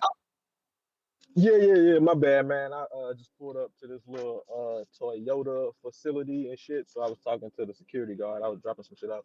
Um, but yeah. Nah, kickboxers, man, they tend to actually do pretty good in boxing. I believe one of the Klitschko brothers was a kickboxer. Chris Algieri, he was another kickboxer. I know you mentioned Francis Ngannou. Bro, people who do UFC, them niggas can't really fight for real, bro. All that grabbing and shit, bro, them niggas can't actually fight, bro. Kickboxers is actually throwing hands for it. Dudes who do kickboxing primarily, dudes who do like Muay Thai primarily and shit like that, where you're actually throwing hands, they can actually fight. Like them dudes can fight. Like so you thinking of a UFC guy where them niggas don't know how to fight for real, man, and comparing that, that's not gonna be the same. Like kickboxers, them dudes is actually boxing a little bit. They just using feet. And like what's my man Supermax said, bro, like he actually is like shit. From what I seen, they say that man might be the damn near the greatest fucking kickboxer of all time. And he's been like, Damn. yeah, for real. They said he might damn near be the greatest heavyweight champion of all time. I think they said Buddy has been a champion for like 10 years or some shit like that straight. Right? Some crazy shit like that, man. Buddy's unbeaten. So I mean, I do expect Usyk to whoop on him, but yeah, I think man, it could end up being a competitive fight on the low. Yeah, because I watched a handful of Buddy fights, man. He he decent. I ain't gonna say he gonna beat Usyk, but he's decent. You know what I mean? So yeah, it might be more interesting than people are kind of giving it credit for. But after this fight, that man Usyk, he definitely needs to take on one of the contenders at heavyweight. I'm with most people, man. I want to see the Caballero fight, man. Personally, when I seen him stop Makhmudov and then stop Frank Sanchez, I said off rip, hey, yeah, he gonna beat Usyk just because you know the Eastern European dudes, they typically are sweet to the body. You know what I mean? Hell, even look at the first Usyk Du Bois fight. You know what I'm saying? Even though people say it was some bullshit, how did he get dropped? What happened with that quote unquote low blow? Like a lot of them Eastern Europeans, man, look at Loma soft to the body. A lot of them dudes are soft to the body. So that could be an advantage, man. I personally feel You starting to break up, champ. I don't know if you're going through a dead spot. like out of anybody at heavyweight, I put money on Ajit, put hands on that boy Usyk, you know what I mean? And that's respect to him. But eventually every dog meets his, every dog has. Y'all can hear me? Nah, you good now. You good now. You ain't even hear me when I said it, so you must be on a delay. I might be, man. I'm in Indiana, bro. Like I said, man, I just pulled up. I'm in the middle of fucking nowhere, bro. I just had to drop off at the Toyota manufacturing plant. Dropping some shit off, man. I'd be a little bit everywhere, but a lot of these spots be in these little country ass towns and shit, like the fucking Ferrari plant. That bitch is in the middle of nowhere in like fucking Missouri. So you know what I mean? A lot of these spots be.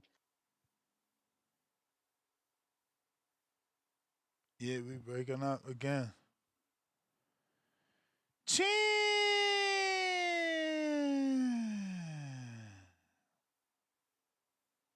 Discord available. X spaces available. Look like we lost him.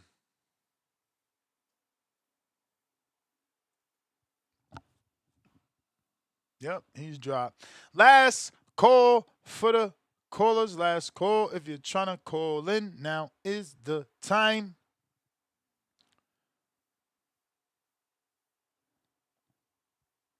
Now is the time. Discord available. X Spaces available. Zoom available. And the landline also rocking and rolling.